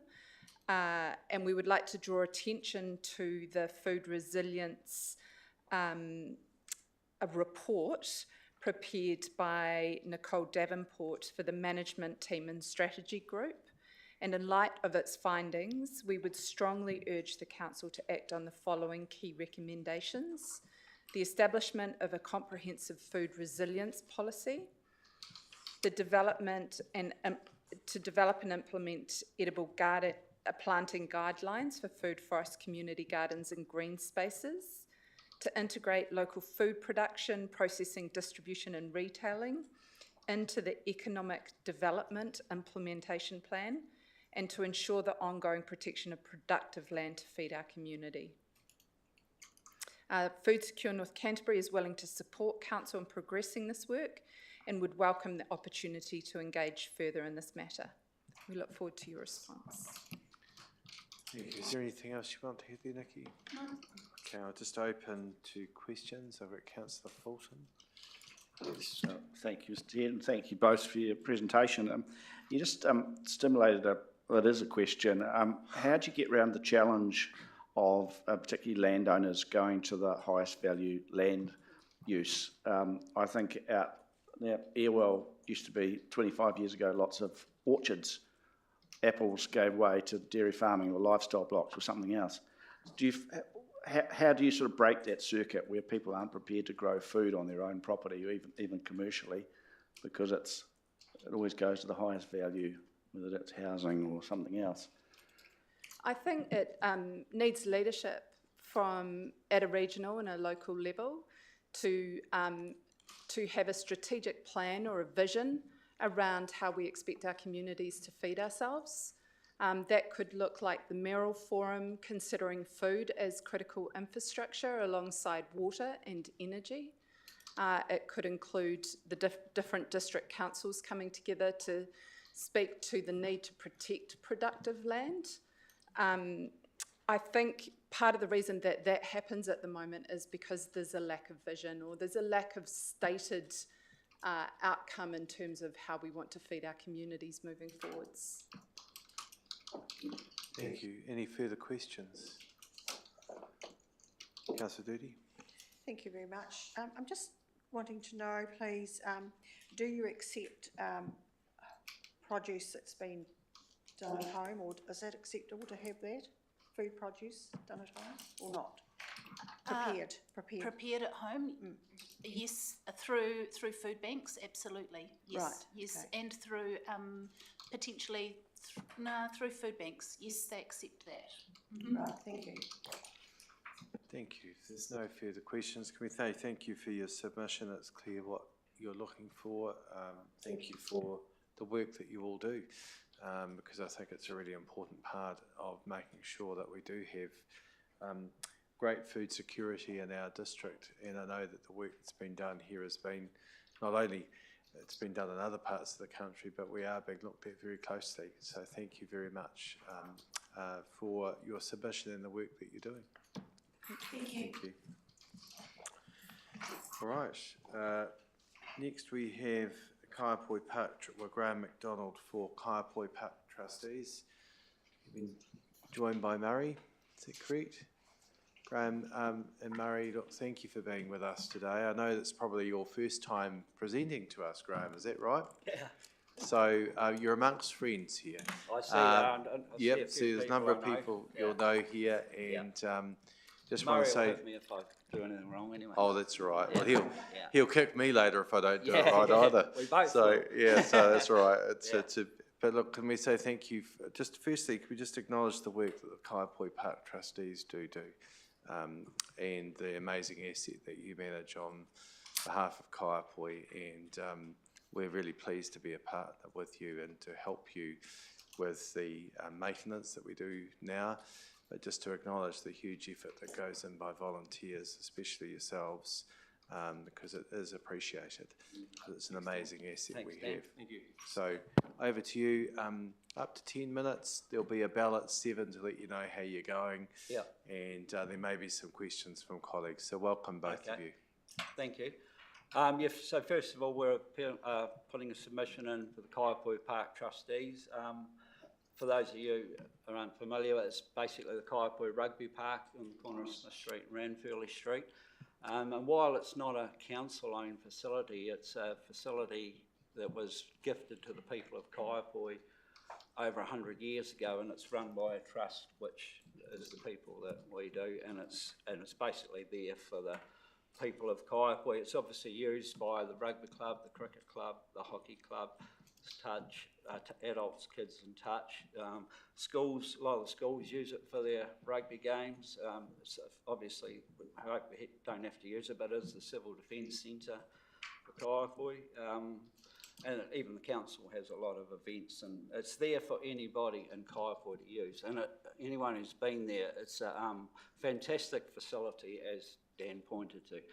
But the biggest problem is it's got a car park that you can just about kill yourself trying to get through to get to this fantastic facility, and it's been patched up over many years. So Murray and I and Doug Mackay, our other trustee, as park trustees, to look after everybody that uses it, we feel that something has to be done with it, because there's a lot of people go over to that park, and it's only going to take a little kid or their grandmother who's there watching them play cricket on a Saturday morning to fall into, because they are quite bad, into one of these potholes and get injured. And that's like, anyone who knows Murray and I, we've been in Kaiapoi all our life, and we're very passionate about it, and we just want to be able to get this facility to where we should be, and we want to do the car park properly. We want to asphalt it. We've got a quote. Yes, we've only got one quote, but we've asked around a lot of people, and we believe that it's actually a very good quote. And I've even spoken to Dan about it, and it's to do the job properly, so it won't have to be done again for a long, long time, and then makes this asset everything we think it should be. Because at the moment, it's absolutely, in my opinion, dangerous. And it might be because Murray and I are getting older, but we're looking at the potholes thinking we could fall in them, and so so what we've basically done is Murray and I we've gone to the rugby club, we've gone to the cricket club, and we've gone around a lot of kaiapoi businesses. So the quote to do the total job, including GST, is just over $145,000. And we've managed to come up with $60,000 of that ourselves. So we want to put a submission to the council as to whether they would fund $85,000 for that project for the people of Kaiapoi. Just a one-off grant, just with the weird times we're living through, and if the quote did go up, we're not going to come back to the council and say, we need more. We're not like that. We'll just go around with our caps again and get a bit more. But yeah, so we've come to the council, to ask if they would at least have a think about that. We need your support to finish it off, and more importantly at the moment, the Kaiapoi seniors have won 5 games in a row, so we don't want them tripping over twisting ankles as they go. So, but it is open to the Waimakariri and the greater part of Canterbury residents, and it does get used to that level. And it's quite a major. We're looking to do other developments, but this is a major one. We need to get out of the road. We need your support, and we would thank you if you do come on board. It would be appreciated. Thank you. We understand the request. Just to go over those figures again. So the quote that you've got, Graham, and I remember when you last got the quote, I think our staff couldn't believe you got such good value. So it was it's 145. Now you've checked that recently. I got it re-quoted because of obviously asphalt went up. So it's just been re-quoted. So the total figure is 146,665.92. That's including GST. So if we were to consider a grant of, let's say, up to 90,000, rounded up, that would meet what you're needing. Is that correct? It would. And you're registered, is the club registered for GST, do you know?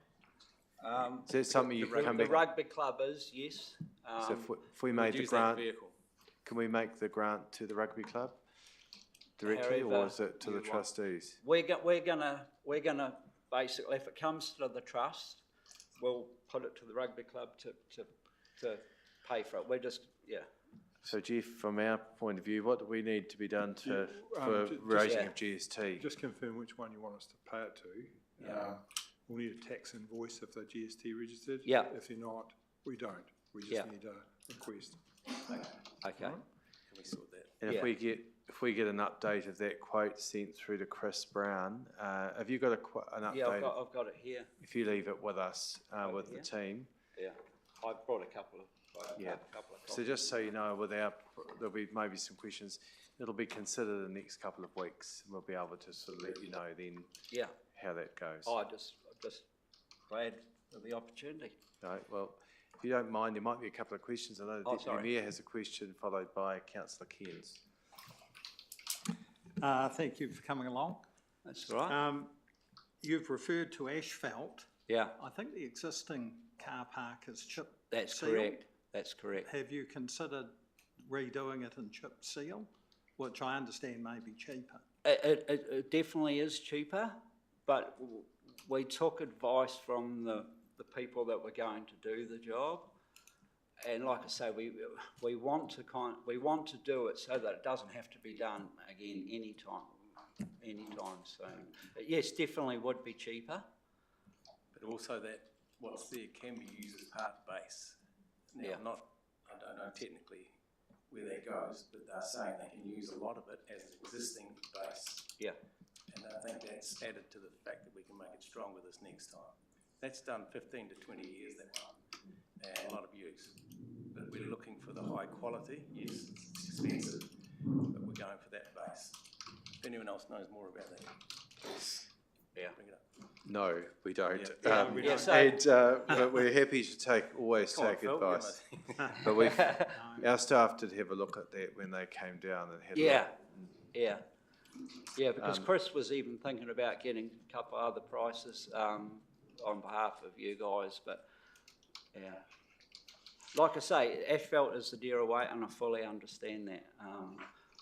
But it's the right way for what we're trying to achieve for this facility. Better surface. It is, I believe so. Even when we're gonna, like, we have to get, you know, all the parking bays all done, stuff like that. It's way easier and better when that's done.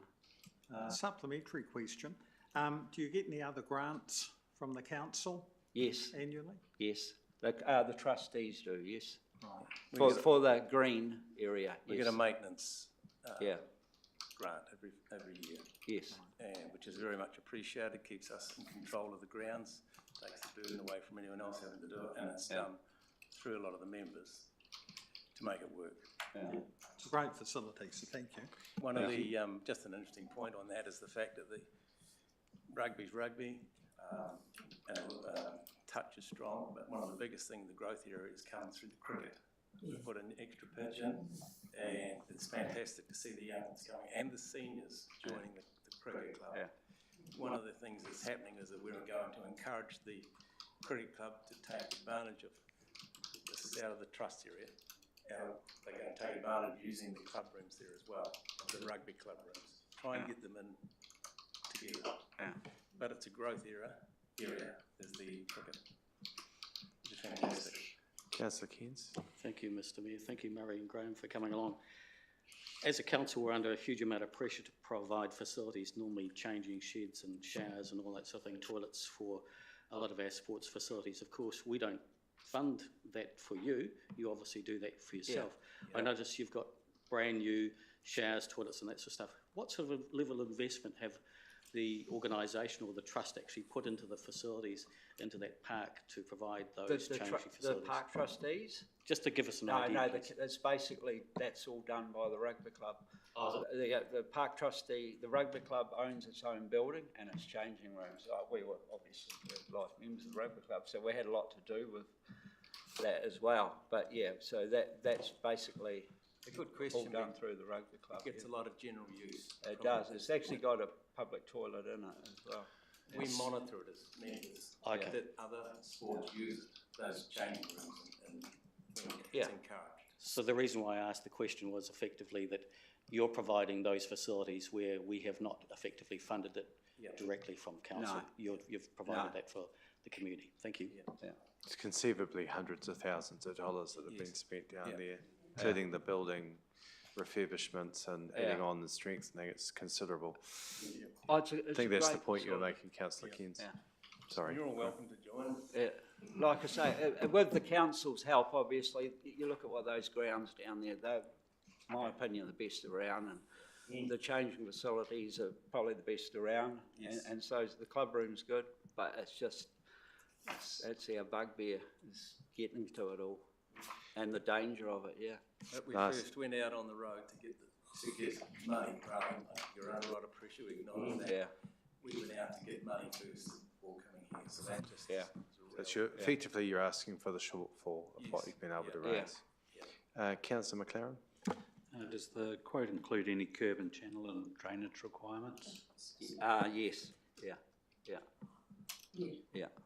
It's already, the car park's already set up so that it's got the drains down the middle of it into a drain that goes to the stormwater.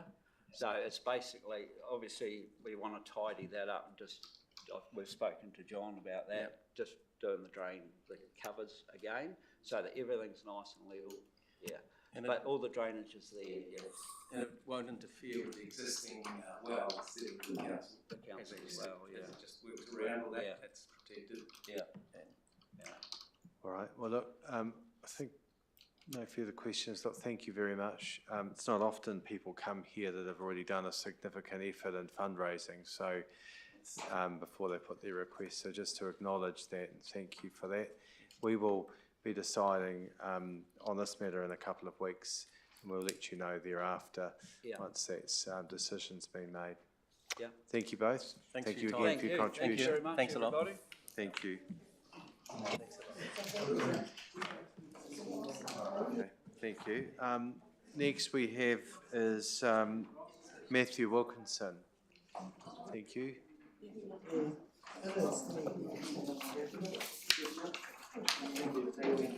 All right, Matthew, thank you for coming along today.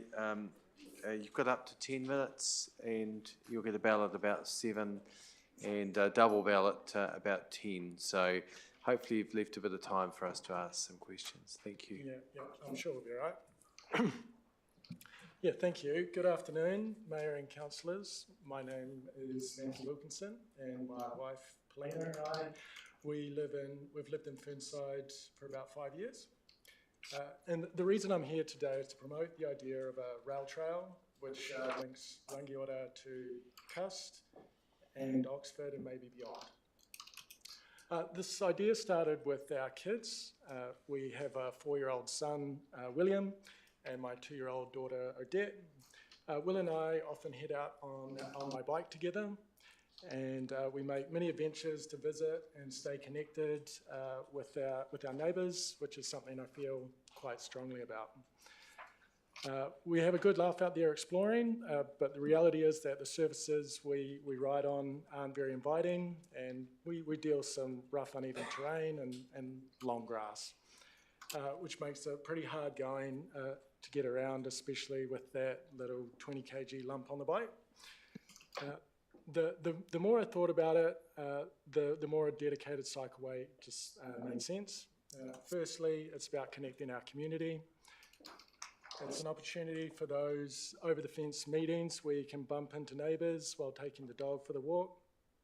And it gives our families a way to get to local parks or schools without having to jump in the car and navigate high-speed rural roads.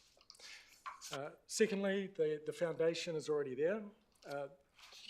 You may or may not know, but the old railway line borders large sections of Oxford Road, so it's sitting there ready to roll.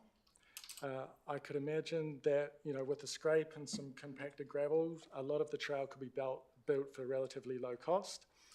It seems like a perfect opportunity to utilise it.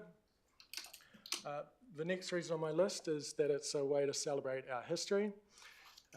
This route follows a layered path from the old timber trails to the interesting period of the Cust Grand Prix from the 1930s to the 60s, and also the ancient Mahankai food gathering trails. A local history book I read a while back noted that not far from our home and just off Oxford Road in the river was a vital eel trapping location for local iwi, and no doubt thousands of people drive by here every week and would have no idea how this humble spot had served the people of the area for hundreds of years. So, by following these corridors, we can create a living museum that we can all be proud of. It's a way to draw visitors to North Canterbury to see what our townships have to offer and provide a boost to the local economy. In closing, I'm asking the Council to consider this proposal for the upcoming planning cycle. I believe we have a unique opportunity here to use our history to connect our community and keep our families safe. It's a project that's forward-focused and something the Waimak district could be genuinely proud of. Thanks for your time and the opportunity to speak with you today. Thank you very much. Questions? Councillor Cairns, then Bolton. Thank you, Mr. Mayor. Thank you, Matthew, for coming along and giving us such an attractive submission. Have you socialised this idea with others so as to garner their support? So, i.e., hotels or businesses that would support this proposal of yours? No, it's a relatively new and fresh idea, and it's just something that I'm socialising now. But yeah, it's a good idea to get the word out and see if we can get some support. Sounds good. Thank you, Matthew. Thank you. Councillor Fulton.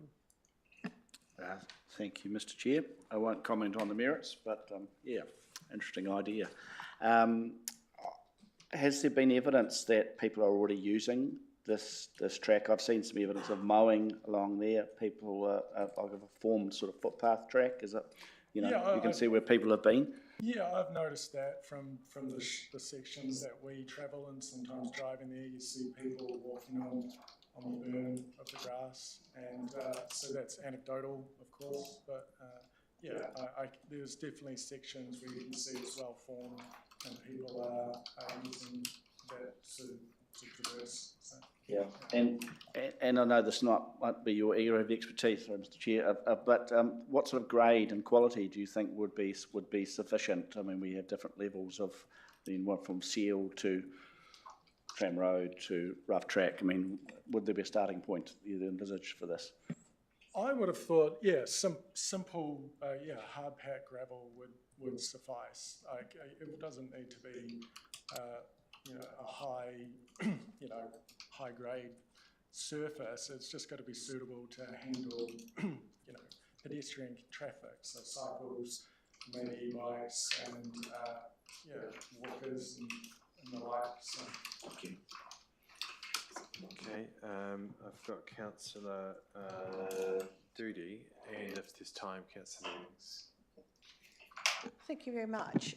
This is something I would love to see happen. But I'm just wondering, please, have you had someone look at all the mounds and that have already been set hard with the train going through there, and how far does that go down with that heavy compacted shingle? And good question. No, I have not. I haven't. However, I'm no expert, but my assumption is that if the foundation was there to handle heavy rail traffic, that would be more than sufficient to handle pedestrian traffic, and I would assume that it wasn't removed for those areas, and so. Yeah, it's an assumption, but I suppose, if it was feasible, that the appropriate people would be able to. How many people, have you spoken with anybody else about this? Because I've actually had people asking me about it, and I'm just wondering whether, have you put any notification in any local rag? No. People interested? No. I thought about putting up maybe like on the CUST's Facebook page or something like that. Oh, more than that. Have like I mentioned, I catch up with my neighbours regularly. We visit Marilyn, who lives across the road from us, and she's like, "Oh, my friends come out here and they love cycling around the district, and they cycle all over, and they would cycle here, but they don't feel safe because of the high-speed traffic." And so that's one tiny data point, of course, but that's the only person that I've actually shared outside my immediate family. And my last question is. Sorry, what was your last? Yes, you got one more question. One more question. Yes. Once you've got some people interested, would you form a group to look at the? Yeah, I don't know. This is all new to me. I'll be frank if that's not really obvious already. But I think it's a good idea and worth getting behind. So. Right, thank you. Thank you. And last question, Councillor. Just briefly, first of all, thank you for the submission. Love the idea. We do in our district have areas where we have reused those gravel paths in parts of Ohoka, West Ayrton, Tram Road, and this is a great idea. Where does this? Where did the rail line go? Is it this particular branch just straight up the Oxford Road all the way into Oxford? For the most part, I think it will have deviated in certain areas, and there may be certain links that aren't immediately adjacent to the roadside, but the majority would be right next to Oxford Road. Thank you. Okay, thank you very much. Well, we appreciate the submission, and like others, it's not the first time I've heard this idea, but I think it's one that's worthy of exploration. So thank you for raising. And we will be back in touch with our thoughts. But thank you very much. Thank you. Thank you for your time. All right. Next we have Federated Farmers, Bex Green. Maybe not Bex. Thank you. Could one of our staff turn off one of the other microphones, are there, please? Oh, you can use either or, but both microphones are on, so. Oh, thank you.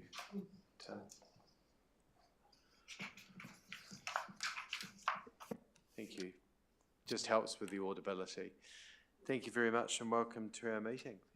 So you've got up to 10 minutes. There'll be a bell at 7 and then at 10. If you could leave some room for questions, that would be appreciated. Thank you very much. Yeah, I'm Lionel Hume from Federated Farmers. Bex Green apologises that she isn't able to make it right now, so you'll have to make do with me, I'm afraid. And as far as the times go, I'd be more than happy just to, as soon as you've read the submission and fire away with questions. I can do a very brief summary if you like at the beginning. And then I'm very welcome to try and answer. Sorry, I didn't hear that, but sorry, was that you're just speaking of the submission. Is there any points you want to cover there? Yeah, I'll do so briefly. And okay, then that'd be great. Thank you, Lionel. It was Lionel, was it? Yeah, that's right. Lovely, thank you. Well, first and foremost, we urge Council to keep its expenditure and rates increases within reasonable bounds, in other words, within the rate of inflation. We know that they've gone slightly beyond that this year. Also, fees and charges have increased by an average of 6%, I think, which is also greater than the CPI, which is 3.1 at present. We also make the suggestion that, because of capital values, quite a large chunk of the rate burden goes on to farmers simply because of the greater capital value of their properties. One way to get around that would be a differential on the application of a differential on the general rate. We urge councils, yourselves included, to maximise use of the UAGC for those items which benefit individuals rather than properties. We appreciate that you've continued to prioritise an efficient and well-maintained transport network, and we argue that this is extremely important both for individuals and for the effective functioning of the district economy.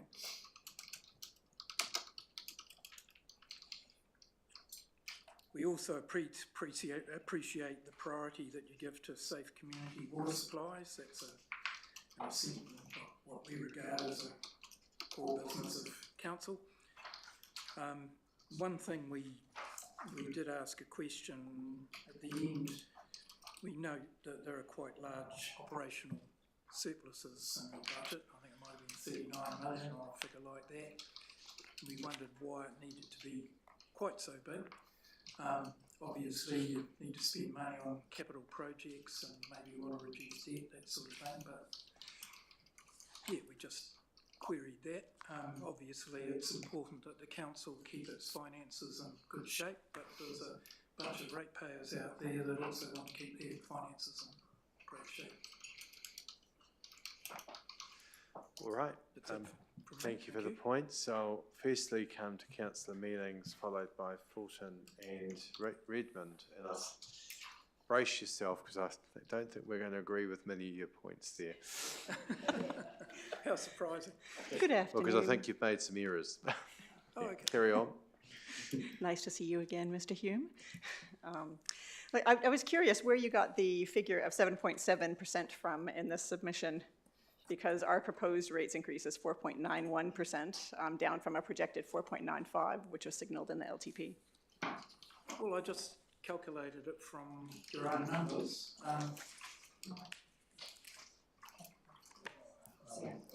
I can help you there.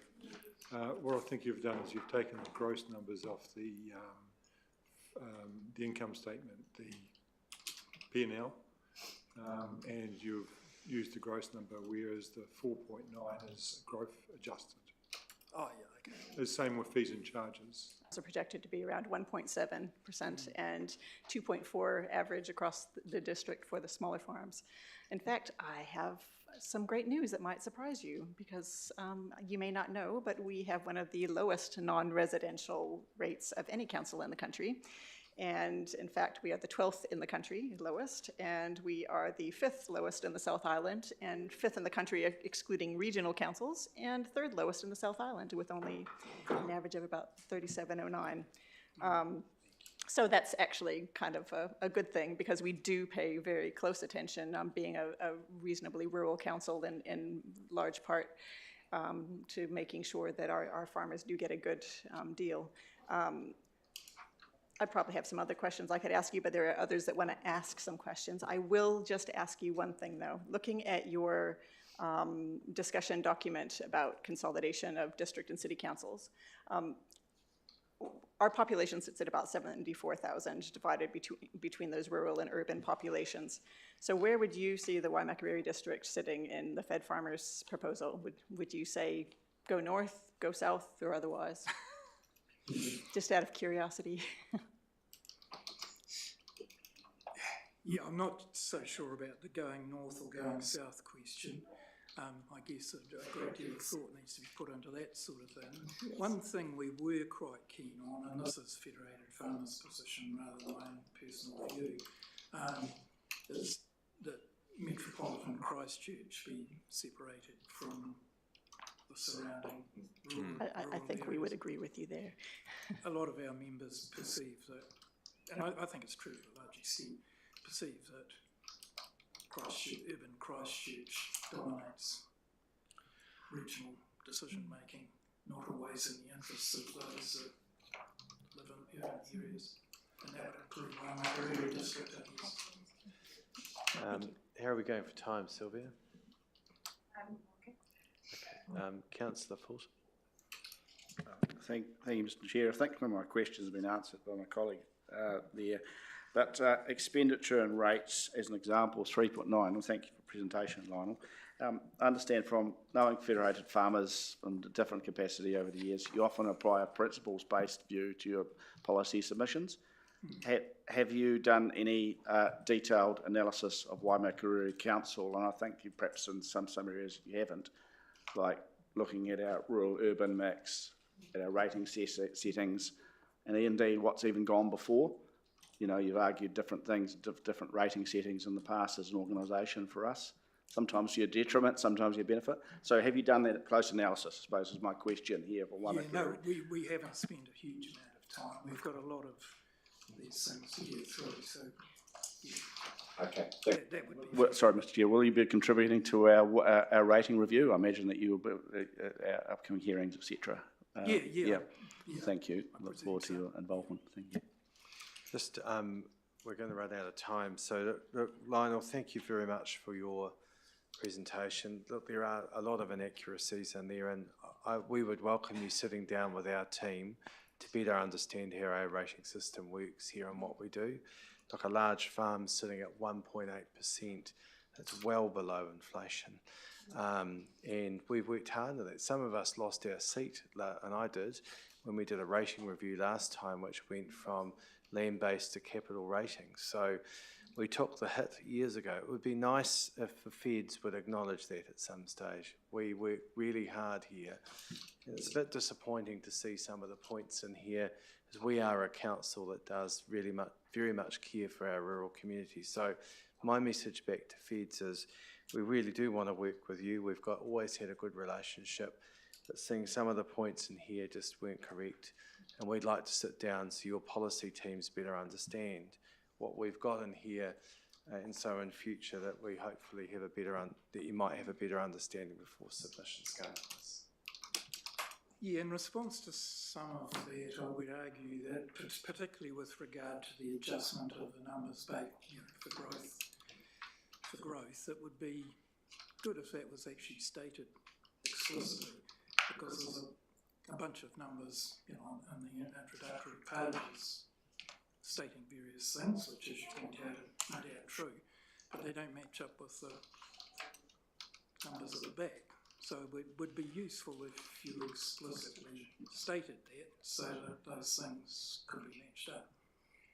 Well, we'll have a look at that, but equally the offer's there for your team to sit down with us so you can understand where we're coming from, because we're not working in silos here. We do want to understand that, but there were some assumptions made in here which we've actually worked really hard on behalf of your members and your interests, and we do take those points seriously, and we've all been through it over many years, so we would welcome there's a better understanding on both sides. So the offer sits there if you wish to take that up. Thank you. And in terms of the operational surplus, Well, maybe Jeff could explain. why was that so big? It's got growth, development contributions and vested assets in it. So it's because of the growth in the district. Vested assets, for instance, we have to put that in there because of accounting treatment. We can't control that, and that's the number's large because of the growth, and so that's the value of residential development that the developer passes across to the council to maintain. We don't see it as an asset, we see it as a liability. So again, it'd be good if we could both sides have a better understanding, and that we take on board the comments that are made, but there are reasons why those things are there. Yeah, well, it'd be good to state those reasons in terms of the surplus too. What you've just explained makes good sense. Yeah. Okay. Look, thank you very much, and we could get our team, Chris, to reach out and have a catch up with Feds about that, so that we understand, because Feds do a great job, and you do a great job, and I enjoyed attending the AGM last night and hearing where you're at. So thank you very much for your time. Very much appreciated. Thank you. All right, everyone. We're at break time now. We're a little over. So if we're back here by around 3:20 would be good. So you've got a quarter of an hour for a break. Thank you.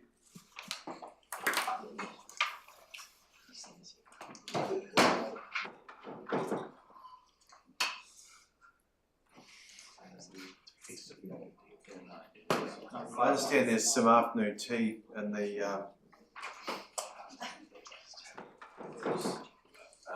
council's area, or whatever it's Chief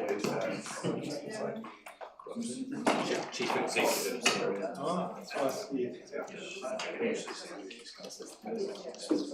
so we're just running out. I tried to do it.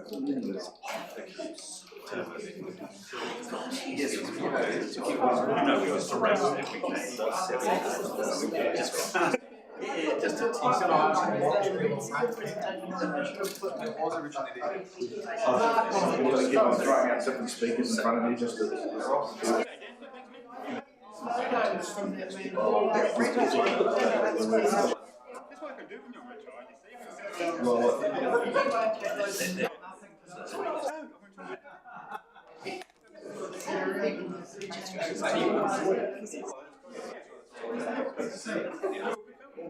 You internally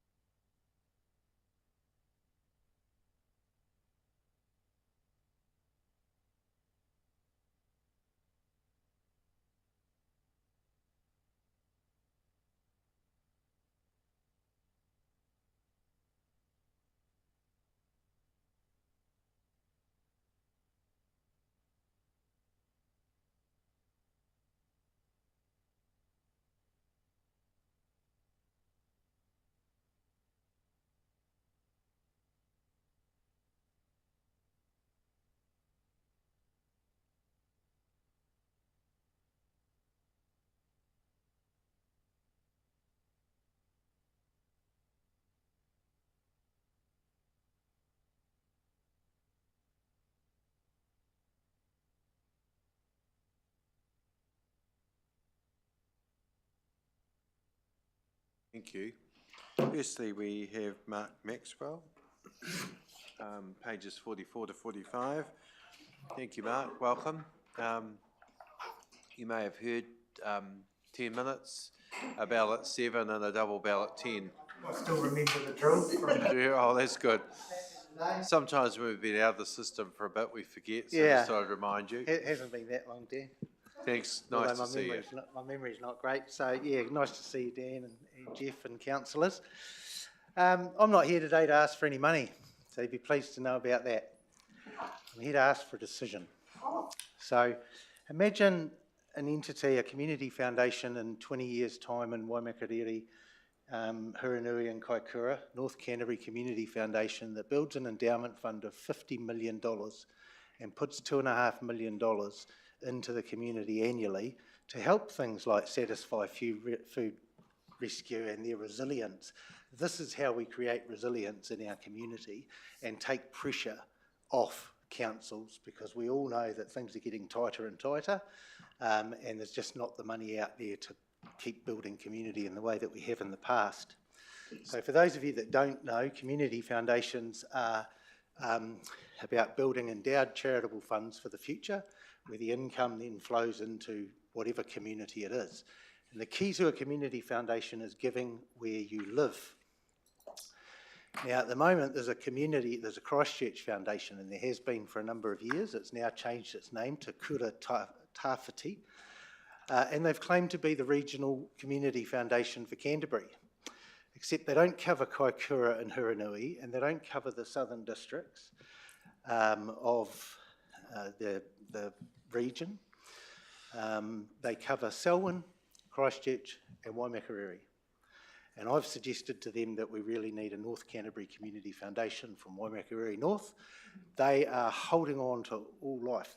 They haven't been particularly successful themselves over the years, but they still want to cling on to these neighbouring districts. I don't think people in Waimakariri and North will give to a community foundation based out of Christchurch. And I'm already aware of opportunities where people have given money and that money has not come back to our district. It's gone to other districts, and this is what happens when big cities take the lead for provincial community foundations. I've experienced this in Manawatu as well. I've been involved with community foundations since Stephen Tyndall from the Warehouse held a conference back in 2003, and have been championing them all around the country from there. So I'm in the process of setting up my own charity to promote these around the country. But I think we need to get a decision for North Canterbury on this topic, because there's confusion, and I think the council is the logical place to lead a community conversation and to perhaps work with Huranui and Kaikoura and decide how is our area best covered by a community foundation for the future, so that we can build that $50 million and put $2.5 million into organisations like Food Satisfy Rescue and those sorts of things in this district.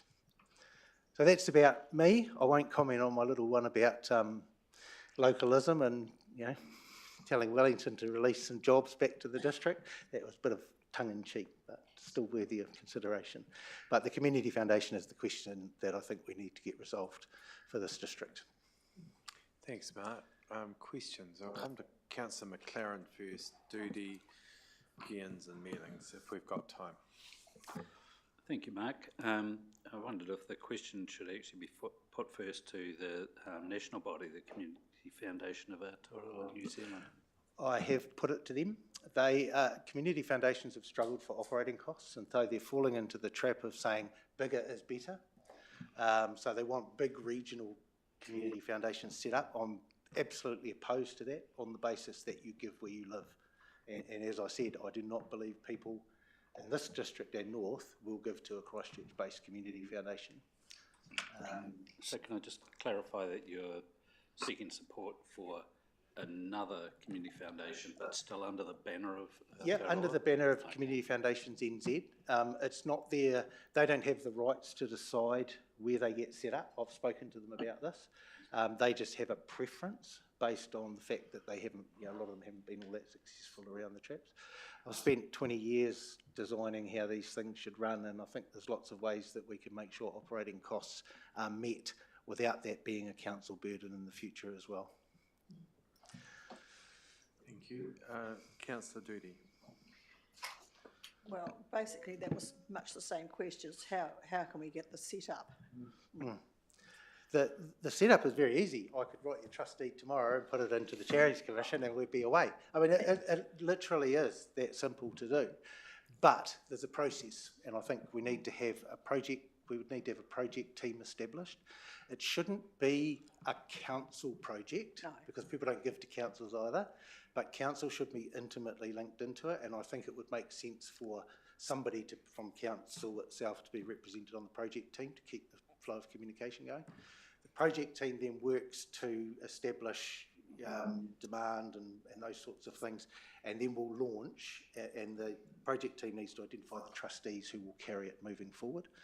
I was on a project team in Northland to do this some years ago, and we made one mistake, and that was not carrying someone from the project team over to the board, and they lost their way a bit, so those sort of learnings are vital. So when do you sort of want to get this up and running? Oh, about 2 years ago would have been good. Excellent. Yeah. Well done. Well, we're a bit behind the time, aren't we? Yeah.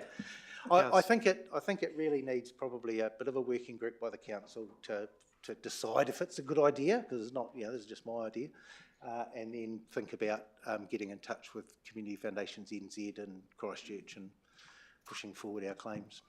Councillor Cairns. Questions been answered, thank you. Councillor Mannings. Question's been answered. Unless there's anyone else, thank you, Mark, very much. We appreciate your submission and your thoughts, and we will be back to you. Thanks very much. Thank you. Cheers. Next, I believe Owen Glenville isn't here, but there is someone that's able to represent for Spokes.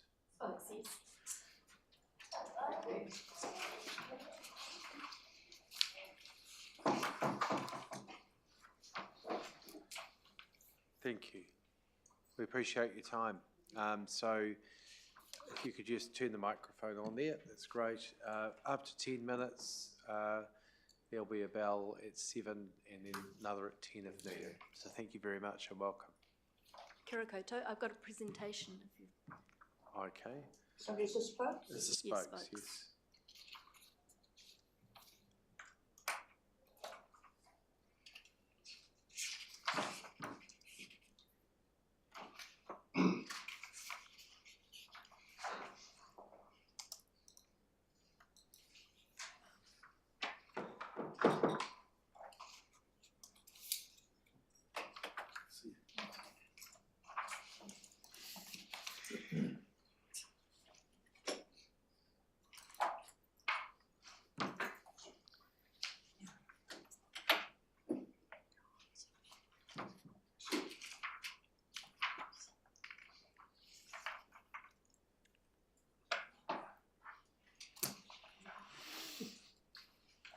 Maybe I should start.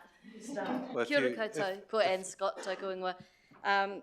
Thank you for listening to me today. I want to talk a little bit about cycling in waimakariri and the opportunities. And one of the first things I'd like to talk about is the economic benefits of increasing cycling. And this is focusing a lot of minds at the moment with the fuels situation. And I'd just like to remind everyone that cycling is a really cheap form of transport. It has a stable fuel and maintenance costs, and it runs on food and electricity, which makes it rather, it doesn't respond to international aggression. I'll just talk about everyday cycling.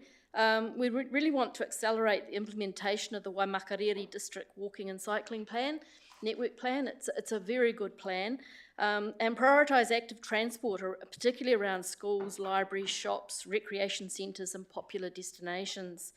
And continuing also to connect the towns in Waimakariri with well-designed cycling infrastructure, and we had the person before talking about the link through to Cust. And the other thing that's really important is providing safe crossings for cyclists and pedestrians, in particular across State Highway 1. It's going to take a long time to replace that connection, and in the meantime, people need a safe way to get across the road, and to continue to implement safer speeds. Waimakariri has made good progress on cycling infrastructure, both commuting and recreational, and the Waimakariri District Council Cycling and Network Plan is a good vision and has pragmatic actions. Here we are, I think we've caught up. Oops, Or maybe we had. I've just lost it again. Anyway, but there are gaps within the network. We want the separated cycleway between the Passchendaele Memorial Path and Rangiora Town Centre completed, and then connecting it to the Rangiora Woodend Path, the Woodend and Kaiapoi Cycleway and Shared Path, and continuing to build safe cycle infrastructure connections around schools. And also, you've had a really good start on the park and ride facilities for cyclists at key bus stops, but that could also be continued as a... have I got control? Yes, I have. So we would like to see that happen as well. We know that it's tough times at the moment, but there are a lot of small things you can do that will make a really big difference for cycling. Speed reductions have the most impact on safety, and it's not just actual safety, it's also the perception of safety. So no one is going to allow their child to bike to school unless they think they will be safe getting there. Pedestrian and cyclist refuges across busy streets are also important. It's usually one place that can stop people from cycling because they perceive it as not safe. Bike parking also has a lot of, is a really important thing. As more and more people get rather expensive e-bikes, people like me who now can no longer go on a normal bike, I now have to use the e-bike, and I want a safe place to lock it to when I get to my destination. Signage and wayfinding make a big difference as well. Finding where you're going on some of the trails, particularly the recreation trails, is actually quite difficult. Timely removal of things like glass and debris from the roads also makes a big difference. And removing staples in alleyways and putting reflective tape on bollards also makes it safer to actually bike in the dark. And one of the best things that happened on the Passchendaele track was someone went out and put a lot of safety tape on it, and it's really excellent now because it really lights up in low light. Greater enforcement of parking also, particularly when you build if you build cycleways, particularly separate cycleways, and then someone parks in it, it's not very good sign. And then there are a lot of parks that have paths in them that you can get from one side of a street to the other, and just simple cut downs to get from the road into the entrance of the park also makes a big difference. And providing good quality wide footpaths is a great start for pedestrians and less confident cyclists. There's a lot of places in Waimakariri that simply have no pathways, no footpaths, let alone any cycle infrastructure. And I was listening to a expert from University of Auckland this morning, and he was talking about mental health in children. And there's now some research which shows that independent walking and cycling to school is a really important thing to reduce mental health and anxiety within children. And they're now thinking that this growth of anxiety that we're seeing is actually related to the fact that children usually are taken in cars now to school. And this is an easy way to set someone up for life, for a healthy life. I want to just talk one more thing about reducing speeds. Now, I know that with this government, hasn't been a great thing, but it is the cheapest and most effective way to reduce deaths and serious injuries in our roads, to reduce stress for drivers, and to encourage mode school. And in schools, the best outcome is when you put permanent speed reductions in place. Now, there's a election coming up. You might want to plan for what might happen in that election. And one of the things that you can plan for is looking at the speed reductions. And it is rural speed reductions that actually make the best cost benefit for reducing them. You can really reduce the, so if you have a look at the rural intersection right in the middle there, you can reduce by 51% the number of serious injuries and deaths by putting in one of those signs. I know they're expensive, but they're a good way of getting there. So thank you. Is there any questions?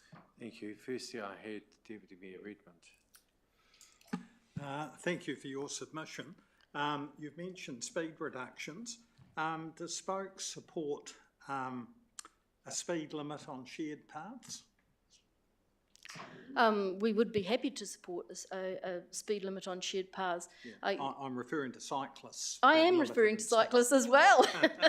I mean, speed is important to cyclists as well. So, you know, when we start to see some of these fat boy bikes coming through, we're going to have speed reductions on cycle paths. Thank you. Councillor Cairns. Thank you, Anne, for coming along. Your submission is different on there compared to what we have. You've requested on this paper one about park and road facilities more lockable cages, which we currently have in there now, likes of Kaiapoi. Are you finding that there's not enough of those lockable cages? There are, I mean, those lockable cages do help, but they are actually quite expensive to build.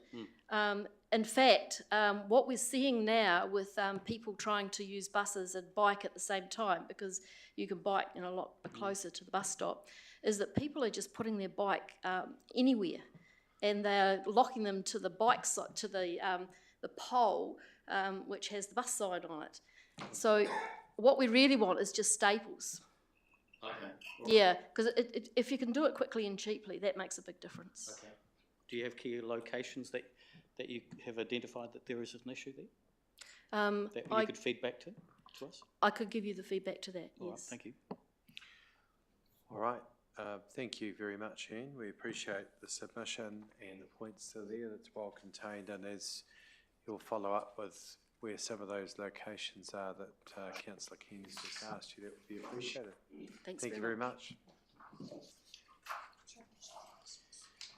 All right, we now have, so Olwen hasn't turned up, is that correct? No. So next we have the Ahoka Domain Advisory Group. Welcome, Annie, and I'm Annie Bonifant. Yeah, hello, Annie. Rob Allison. Hi, Rob. Thank you. Were you going to speak as well, Rob? No. Okay. Well, I was going to say there's another microphone next door if need be. I can move it across. San, anyway, thank you for coming along today. We've got up to 10 minutes for you. There'll be a bell at 7 and another at 10 if needed. And if you could leave some room for some questions within that time, that would be appreciated. So thank you and welcome. Right. Well, yes, as I say, I'm on behalf of the Hoka Domain, and I'm going to read you this little piece. Thank you from the Hoka Domain Advisory Group for previous funding, which has been well spent and also earmarked for more projects. Additional planting, maintenance to the lodge, the addition of the shed for implements are just some of the projects we have been concentrating on. We have a very dedicated small committee who are passionate about the domain and the lodge building. Our working bees are bringing in more local people, and the offers of volunteer hours by local community members has been humbling. Not a day goes by that someone is not at the domain or planting or maintaining or checking up on it. Pest control through trapping has been successful with rats, mice and weasels caught. As always, we couldn't provide and maintain this ever-growing domain and planting park without council help by way of funding. We're grateful for the additional support from Nikki Mealing and Wayne Godfrey, who have been very supportive of the planting park particularly. We hope to contribute to provide a wonderful area for local community to enjoy. We received comments that the planting park area is welcomed by wheelchair users, those with child buggies and the like, because the paths are wide and clear. Regular users are there daily using the tracks, but we are mindful of younger people on e-bikes and motorbikes also using the area and will need to engage council help to combat this unwanted usage of the area and the potential effect it's going to have on the plants and paths. We have engaged local school pupils with the William Pike Challenge, giving volunteer hours to help the committee, and most recently it's been with planting of seeds. And then I'd like to talk about the Ahoka Gatekeepers Lodge, which has really become the iconic symbol of Ahoka. You see on Facebook, there's a little lodge there. And I wanted to give you an update on the progress there. The lodge, which once belonged to the Ellisons and was donated to the domain, was brought on site in 2018. And we began restoration of the exterior. We painted and mended, and this took a number of years. And then we've proceeded on to the interior, which has just been completed. We started with the kauri floors and we hand sanded all those. Should have seen Rob on his knees. And then we waxed them, and then from there we went on to painting. We had Dulux sponsored the paint, and we paid a painter at a very reasonable price to do the painting. And then the wallpapering, 2 families sponsored the wallpaper, heritage wallpaper, and we had a volunteer wallpaper hanger. So very little cost involved in that. The painter was the real only cost. It was all volunteer labour. And we're now moving on to prepare for furnishing it. But we do have concerns because there have been a lot of break-ins in Ahoka, and if people are going to contribute antique furniture or pieces of value, we want to know they're safe. So we may need council support on that, on some security of some sort. But it's ongoing, and the exterior, after 8 years, now needs a lot of work. We need to think about repainting it. We have repainted the windows, and there are barge boards that need replacing, and the odd weatherboard. And we sort of estimated that we probably need $2,500 a year to keep up that maintenance. That's an estimate. The other piece that we're in the midst of working on is the garden shed. In the past, we've stored paint and lawnmowers and tools in the lodge, but now that the interior is finished, we've got found a shed. Men's Sheds have built a shed for us at a cost of $1,000, and Graceworks have supplied the iron for the roof at $300. So that's just an update, and I just want to say that the Ahoka Domain is really a real community success story. People love it. We have the farmers market there, and people notice what's happening in the bush and the lodge. Thank you. Thank you very much, and thank you, Annie, for that presentation. Councillor McLaren first. Thank you. Can I just clarify, in terms of the annual plan that you're seeking support for security, $2,500 for maintenance, and some assistance around the e-bike issue? Is that correct? That is right, but this is a rollover of our normal funding. We're hoping that each year you give us the funding. They get a fund. Yep. So you get the grants. The grant, there's an annual grant. Is that? Yes. We just need to check that is continuing. So we're not really asking for anything this time. We're just giving you a bit of a review of where we're up to. Is that all right? We're just so you're not asking for anything beyond what the grant normally covers. No, and we're specifying that there are some needs at the lodge, and you have said that we can move the funds across from the bush to the lodge. I do believe we've been flexible in the past with that, Eddie, you're correct. So we'll just get that clarified with with respect to the grant submissions, All I right, think thank those you. points will be made. All right? Could you ask, please, through you, Mr. Chair, could you ask if the 2,500, is that what she's asking to be taken from the grant? Because Correct. the grant is more than that. That's what we've just. Yes, yeah. Nikki has to be a little careful here because she's involved. Like Annie, Yes. I am an active member of this, so I just wanted. Yeah, might be best you step back, Nikki, from this one. Yeah, yeah. Just in. So the annual grant, we're getting the normal grant, but we're saying that there may be the costs at the lodge, which may come to, we're estimating that, Well, so. it's a, as I understand, the grant is the grant comes to you as an entirety. And It's around about the 9. accountability that you work in with our staff about whether that meets the conditions that we've agreed. Yes. Which I think is normal. That's okay? Right, further, so, yes, Councillor Wood?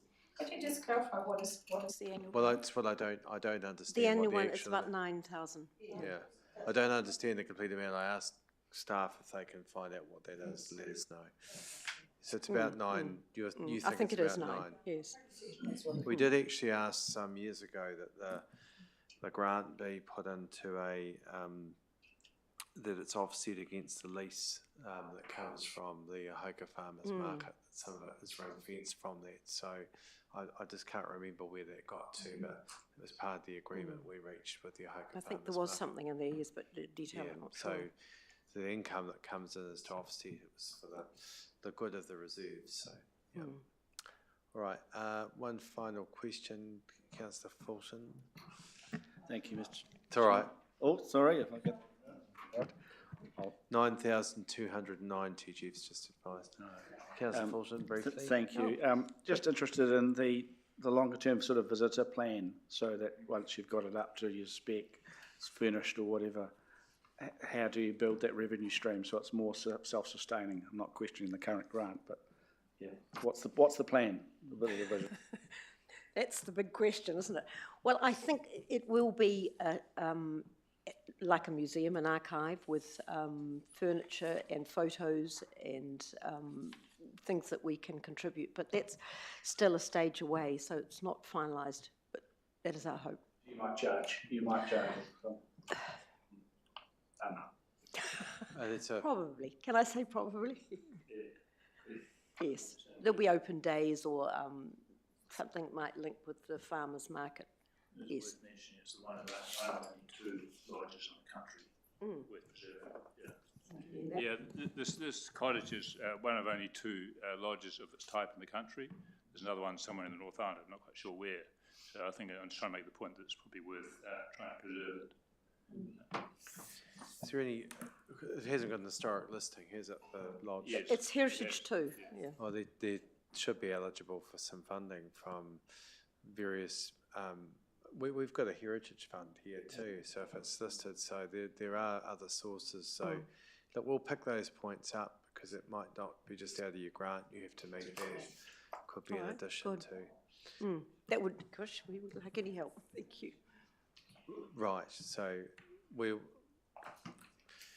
will pick that up separately as Councillor Mealings is observing. It's perhaps not listed in our district plan for grants from our heritage fund, but there may be other external sources where funding can be sourced.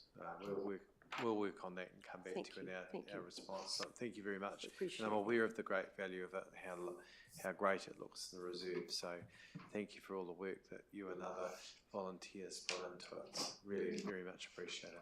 Thank you. All right. Thank you. All right. Okay. Next. Gillian, sorry, alcohol, sorry, not Gillian, sorry, we've got Sandra Stewart, please. Sandra. First Sunday of the month. Thank you, Annie. Thank you very much. So Sandra, you're next, and then we've got Alcohol Health Watch, hopefully by teams, and then followed by Gillian. She said she's happy not to Okay, well then we'll come to Gillian. Thank you very much. Gillian can come thereafter. Thank you very much. Sandra, welcome. Thank you. And thank you for your submission. Up to 10 minutes. There'll be a ballot 7 and with a double ballot 10 if needed. If you could leave some room for some questions, that would be appreciated. Yep, thank you. Well, ahi ahi Māori e te whānau, and good afternoon, Mayor and councillors. I'm going to take this opportunity to have a bit of a rant and a rave on my pet topics. You won't be the only one, Sandra. So Sorry? You won't be the only one. Oh, indeed, indeed. With the aim that it'll encourage you to, or urge all of you to finally take action to address some of the inequities around and the unfairnesses around to start with, the rating system in the upcoming review. So I've laid out my rates here, my water rates. I pay just on $1,900 of my total rate bill for my water supply. It's the most expensive in the district, and it really grates my sensibilities and sense of fairness that when Points Road joined in there, a subsidy was given to those property owners, but the existing properties on the scheme did not get any addressed at all. So I'm just like my neighbours, we pay extraordinarily for that water supply. So what I'm going to ask you in the upcoming rate review is rationalise water supply across this district. So there is some fairness to the system. I also want to draw your attention to what has happened with the general rate. I pay a general rate, uniform annual charge, like everybody else here. And I am charged in that, if you investigate your own rate, you'll find that you are charged for things that are of no particular benefit to your place, like the Mandeville Resurgent project, the Lily Road and Docky Creek project, and I am charged a Southbrook drainage rate, a water race rate, a Pegasus drainage rate, and a water zone drainage sum. Now, I'm nowhere near Southbrook. I don't have a water race going through my property, and I'm certainly a long, long way away from Pegasus. So these are embedded in your general rate. So you, all of you, will be paying targeted rates for your drainage services, and you also have these on top of that in your rate. So I'm saying it's time that this was addressed. This is absolutely unfair, if not illegal, under the how I understand the legislation. So it's time it was fixed with urgency. I also want to add a bit more on rates. I make a real plea, I've got a copy of this actually, that in the review, that you look at discounting connections to both sewer and water for existing properties, rural and urban, to make it financially attractive for people on properties on septic tanks and private wells to actually join into the council's reticulated services. And it needs to be a decent discount.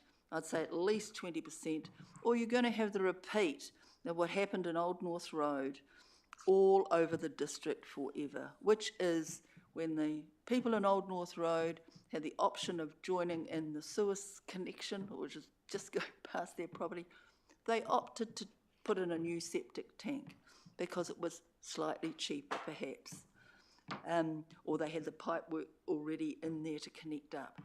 Well, anyone with half a brain would see that continuing to have a system that doesn't give an incentive to join into reticulating sewer and water supply offers not only the environment but the health of people living on that property and across this district and the council's own coffers a great disservice.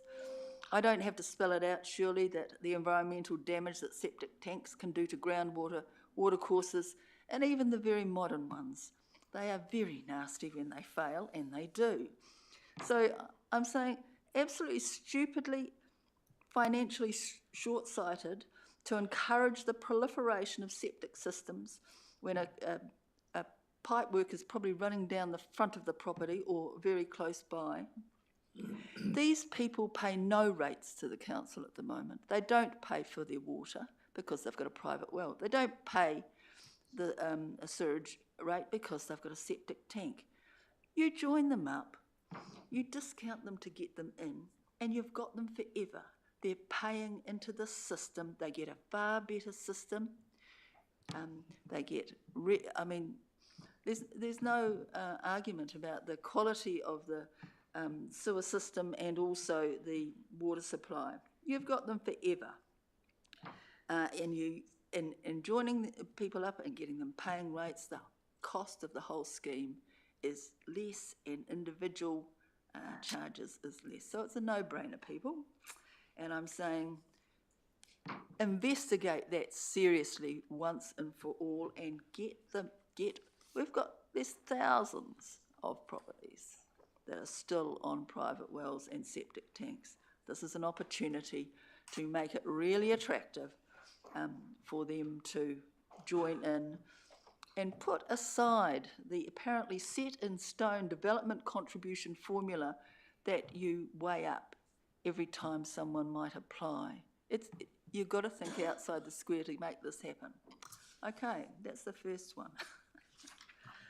I'll talk about my good friend, the Kaiapoi River.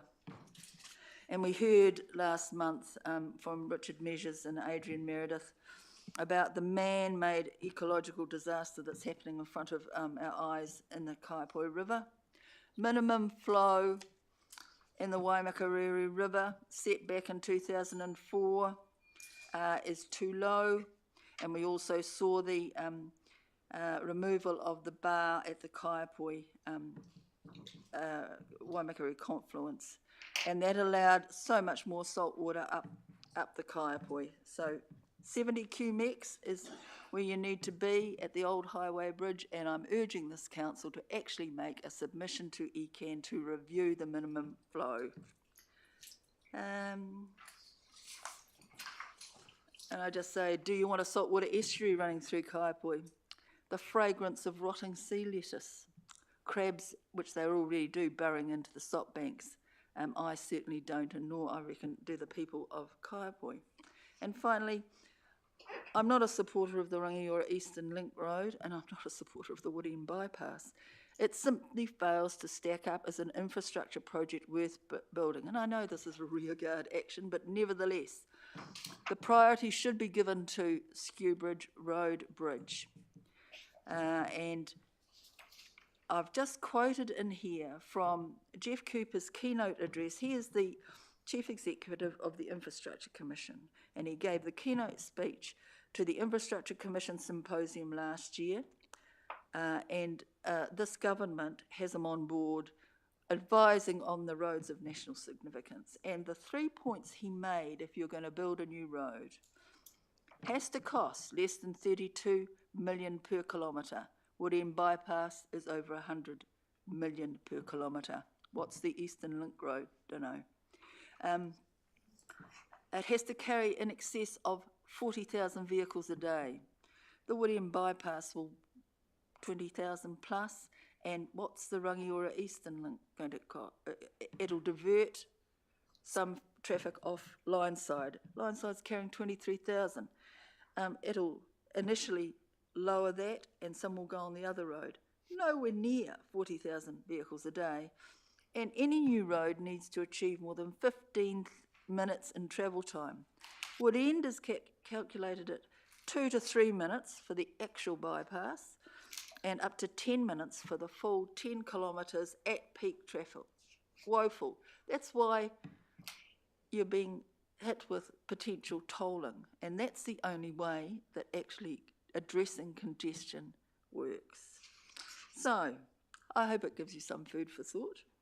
and get you moving to act on the points that I've raised. Thank you for the opportunity, and happy to answer questions. Thanks, Sandra. I think there'll be room for one question, and I think Councillor Paulson's already indicated. Thank you, Sandra. I'm very interested in your thinking, the principles of rating and the implementation. Are you more generally in favour of costs where they fall, which presumably is a targeted rating principle, or subsidising services elsewhere to develop, you know, a more articulated network, and I think particularly sewage and water, because you give examples of both. And I'm just wondering philosophically where you come from. Well, indeed, you've got a system here that's a mixture of both, and your targeted rating system could not extend when the Mandeville floods occurred in 2014 because you didn't have a rating area there, so you put them into the general rate, and that general rate has continued to be a catch-all for projects that don't actually have targeted funding. You need to make the choice. When I was a councillor, probably last century, I sat on the rate review that Simon Collin put together for us. It was 6 months long.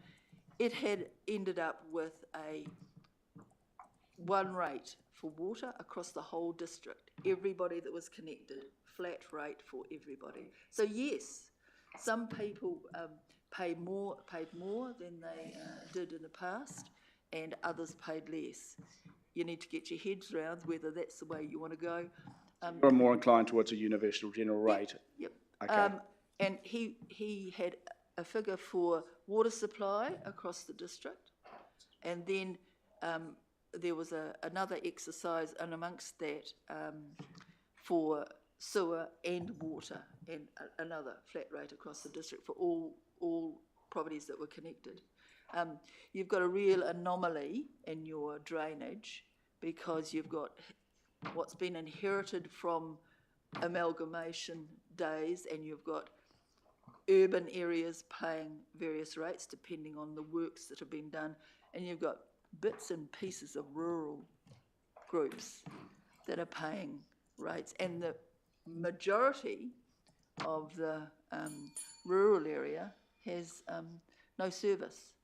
So, and I have no service, so it really gets up my nose that I'm paying for Southbrook. I'm paying for Pegasus. Hello, and I don't have a water race at all. And how the hell am I paying for a water race? So Mr. Millwood knows well my concerns here. I've bent his ear many times. But this is seriously the real opportunity you have, because it is my belief that, in fact, rating like this is actually illegal under the Act. So I'll leave that with you. Mr. Millwood would have something to tell me about that. He has all the time. I'm sure he will in due course. He does. He does. So yes, welcome. Sandra, can we just note your passion for this? You have been a long-term advocate for many years to have the rating review undertaken. We are undertaking it. Yes, We've just started the work on it. Councillor Fulton's leading our working group on that. There's a comprehensive review underway right now. Yes, I noticed the item in the March agenda, and I understand that Simon Collin may be pulled back out of wherever he is. No? I honestly don't know, but look, we'll that was superb work that was done back then. We're building on that work. Yeah. Good, Yeah. good. But Just thank don't you. build on it, make it happen. Thank you very much. You're welcome, Peter. We appreciate your submission. And by the way, we always appreciate robust feedback, and it's great. It's great to hear it, and always from you, Sandra, because you are held in high respect by our council. So thank you. Thank you. All right. Next is Gillian Giller. Gillian, we're ready for you. Thank you very much. So Gillian, you'll have heard that we've got up to 10 minutes, and there's a bell at 7 and one again at 10, just to keep us on track with time. I'd probably be short and sweet. My submission was not particularly long because it was done on the 20th of April. Thank you. So two points, and this is my neighbour who's just come along because she also had concerns about the Five Cross Roads and the Gressons Road intersection. She missed the date, but she's done it before. Right, first of all, I'll talk about the need for a park ranger. So further to what I've written down, I'm aware of a voluntary group which has been meeting at Matawai Park once a week for about a year, and they carry out manual control of particularly ivy and stinking iris. So this has helped to reduce the weed burden of these species. However, it's unrealistic to expect voluntary labour to control all threatening weeds in the park on an ongoing basis. Areas where ivy and stinking iris have been controlled already have these species re-invading. And I have to say, I haven't been involved with the weed busting down there, but I certainly have been involved with weed busting in all sorts of other remnant areas. I could put that into, days and weeks, but I just haven't been down and done anything at Matawai Park. So some of the weed species like cherry, willow, mayten and Tradescantia require herbicides, and these species remain largely uncontrolled.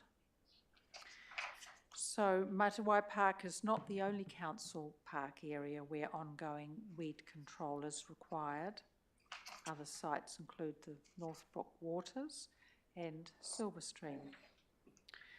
So a park ranger with appropriate skills and the ability to use herbicides would be able to recognise and target these threatening weed species.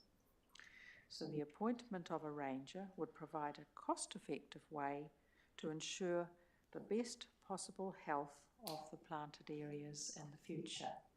And if that's the outcome that the council wish to have, then the appointment of a park ranger would be a very good way of achieving that. So that's what I have to say on that issue. And I have submitted on Matawai Park and Park Ranger before. The other one is the Five Cross Roads and the Rangiora Wood End Road, Gressons Road intersections. And I live on the Rangiora Wood End Road. So further to what I've written in my submission, so I've mentioned the two intersections in my submission as I believe they need to be brought up the capital works priority list. The two intersections need to be considered in tandem when upgrades are being planned. The intersections are relatively close together, carry high volumes of traffic, and involve right-hand turns both on and off the Rangiora Wood End Road, where traffic is able to travel at 80 k's an hour. At peak times, these manoeuvres can be challenging, and the right-hand turn off the Rangiora Wood End Road onto Gressons Road has no dedicated turning bay, and you can imagine sitting in the middle of the road when it's busy and there's often somebody parked on that extra wide strip on the south of the Rangiora Wood End Road and kind of thinking, well, where are the cars behind me going to go? Will they see me? So at present, the council is engaged in some planning for an upgrade of the Five Cross Roads intersection, and I am aware of that. But this intersection is not currently listed in the key projects planned for 2026-27 or in the other capital projects listed on page 34 of the draft annual plan 2026-27. So I mentioned in a previous submission that I found the Roading 2024-25 CAPEX program review indicated that the work on this intersection should be done in that year or could be delayed a year. Now, I realise a lot has happened with your funding in terms of not so much available from central government. So with planned and current residential and business developments in areas to the east and the west of the intersections, there is justification to include the 5 crossroads and the Rangiora Wood End Road / Gressons Road intersections in the key projects planned for 2026-27. So a prioritised upgrade will result in the intersections being ready to safely cope with the inevitable increasing volumes of traffic. So, any questions? Thank you. Questions for Shona, Councillor Powell? Sorry, I just have a question around the Gressons Road intersection with the Rangiora Wood End Road. So you're looking for a right turning bay? Is that what you said? In the one where you turn off the Rangiora Wood End Road into Gressons Road. Yep. At the moment, the road is a bit wide there. Yes. And cars will park on that left-hand side. And so if somebody's sitting in the middle of the road, as my neighbour frequently does, and sort of thinking there's cars coming behind, and there has been a suggestion that that area could be made a no stopping zone. Is that a possibility? And that would in the short term make the area slightly safer if the cars were not able to stop there and answer their phones, or sometimes there's a truck trailer unit might be parked there on a temporary basis. Just a quick supplementary question. Is there much traffic that actually turns right into Gressons Road? I know you obviously... A reasonable amount, you might be able to... Yes, I mean, not as much as I'm going from Gressons into Wood End Road, but yes, I've never been in a queue. It is just the safety issue. You come along, especially say at dusk and night time, and you're just hoping that everybody's watching you signalling to turn to the right, because they're all travelling at 80 k's, and then somebody's sitting there on their phone or something, and it's essentially a left lane. Thanks for that. Yeah. Thank you. We agree with you with respect to the 5 crossroads. It's not a simple solution. I realise that, but around it's not going land, away. No, it's not, but it's not going out of the list of priorities either, and we will continue to work on that because it is important. So agree with you around that. We will follow that up with our staff to get an update on that as part of this process and come back to you with a full explanation. With your other points as well. Yeah, my interactions with that intersection, I no longer come there and do a right-hand turn because I've had all sorts of funny things happen, and on more than one occasion when I can understand the truck trailer units trying to get out onto the Rangiora Wood End Road, and in the end they look at and they think, look, I've been waiting here, and they just pull out, and it's fine, you just have to slow to let them out. That's less than ideal. It has happened at 3:45 today. I was behind the big truck trailer, 3.5 minutes. He couldn't get out, doing a right-hand turn. So in the end, he took off and they all pulled on their brakes. Yeah, no, I've observed it myself and certainly appreciate what you're saying. It's a priority. We will, in terms of what we can do there. So we will come back to you. Thank you very much. Thank you very much. Thank you for your time, Gillian. We always appreciate your submissions and how thoughtful you are in them. So thank you very much. Okay, right. Thank you Regards very much. to Miles. Cheers. Yeah, we really were. Still annoys me that. Right. Okay. Ross. I won't explain to you what you need to do because you've been listening to me most of the afternoon saying the same. So no problem. Thank you and welcome to our meeting this afternoon. Thanks very much. Hand over to you for your Quite presentation. enjoyed my last 3 hours actually, sitting down the back there watching what you guys do. Hopefully the next 5 minutes might be a little bit more relaxed for you, seeing it's getting near the end of the day. Don't get too stressed about what I've got to say. There's nothing too controversial in there that I think. You've obviously all read them. It's just some thoughts from me. It's not anything that I'm really on a hobby horse about or anything like that. Just for some of you who might not know, for a little bit of background, I've lived in Kaipoi my whole life, or Clarkville. My grandfather was a mayor of Kaipoi. He was also a local MP back in the 1930s, and my uncle was a mayor. I've got a bit of a general interest in council, and I've had a bit of dealings with them over the last 15 years, as Martin behind me will also account for. So it's just really some thoughts on how things are going around the place, and also the fact that why did I bother submitting? Well, people don't get we get an opportunity, and we hear all the whinging and moaning out there from everybody. But do they bother to come along and sit here and say a few words? But no, they don't. So I just wanted to have a go. Just on the change to local government, just in general, I think it's a good idea. A career public servant who has seen bureaucracy at its best, and, or might I say worst, just the sheer volume of paperwork and red tape that goes on. I'm totally in support of anything that helps limit the amount of red tape that us as ratepayers have to put up with, or therefore pay for through our rates.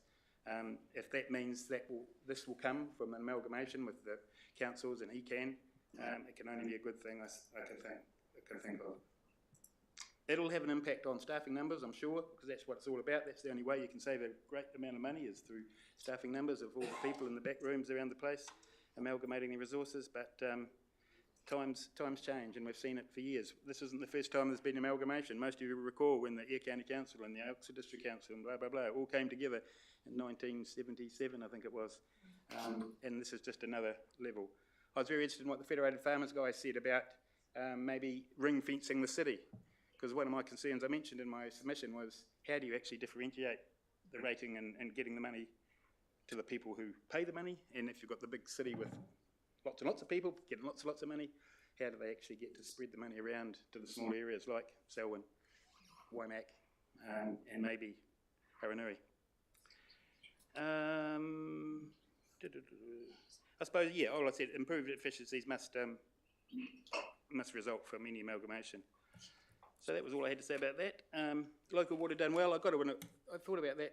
My submission came in the middle of the night when I woke up and couldn't have anything else to think about. So that's a little bit big picture thinking, talking about dams in the Waimak and storage ponds and all that sort of thing. I don't know, it seems a logical thing. It's more so the storage ponds. Obviously, if you can divert the water that's currently sitting around, that's coming roaring down there, and some of those huge events we have where the moisture blows and sends a lot of water. A dam, there's a whole lot of problems around that, I understand. That was just a thought. The link, the REL, Eastern Link, I think it's a necessary thing. You guys, we all want growth in the area. We're getting growth, and now everyone's getting stuck in their cars getting home. Or even just going to school. I sometimes try not to come up this way at the crucial times, like 8 o'clock, but I did the other day, and it's just crazy. So, yes, it costs money. As I mentioned in my submission, where do you draw the line between investing now or diverting it and waiting later? I use this analogy of someone buying a house. You wait, you just keep putting your money away in the bank account, hoping that you'll have enough money there to pay for it eventually.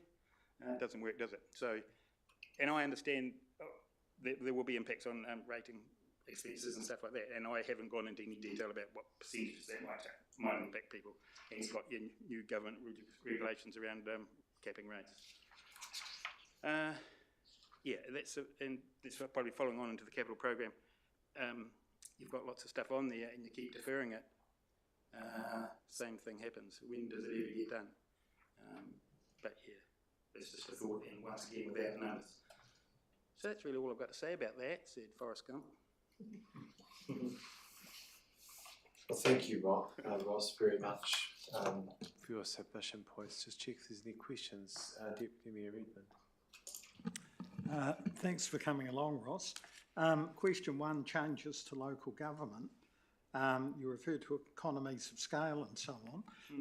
Given the recent announcement this week, do you think the council should look north or look south if we're looking at amalgamations? Well, for one, I'm not sure what you're talking about. I missed that one. Oh, you missed it. So can you enlighten me? I'll give you a quick... Oh, I don't read the paper. the government has more or less mandated amalgamations. Yeah, oh, sorry, yeah, I knew that was coming, because they've actually said it. Yeah. So what's their options to go? Well, we may have a choice to go north, Huranui Kaikoura, or okay, south, Christchurch, Selwyn. Yeah, well, I think I'll go back to what the Federated Farmers guy said. Leave the city to themselves, and I think I'd rather go south than north. Rather go south? Not with the way the water is. No. Anyway, well, Yeah, look, let's we're not here yeah. to. Hang on, give me something. Ross is entitled to his opinion. We don't need to jump down his throat immediately. We have yet to come to I'll any never think about that when I conclusion. wake up in the 2 o'clock in the morning. Well, if you have any reflections, I'll give you a ring. pass on your advice, because we're all starting. We're trying to consider it ourselves. I haven't really what the given it too best much answer thought, is. so I'll reserve my opinion, how's that? Thank you. Any further questions, Councillor Fulton? Thank you, Mr Chair. Bit of a broad question about your views on water storage and reticulation. Presumably, you're lifelong local in Kaiapoi. So what do you make of the salinity in the state of the Kaiapoi River? Is there anything that we could do you believe, by way of particularly the saltwater intrusion, that sort of thing? You'll have observations of the river over the years. What's your view? I did forget one key point. I wanted to say right at the very beginning, I'm in no relation to Paul Williams. For that reason? No, but I just forgot it off my list. We know the disclaimer. Thank you. I think there's more likely at salt inclination, because after the earthquakes. Yes. Why did all the willow trees die? I used to go mountain biking right down out there onto that little point, and those beautiful willow trees were all growing there prior to the earthquakes, and over time they just gradually started to die.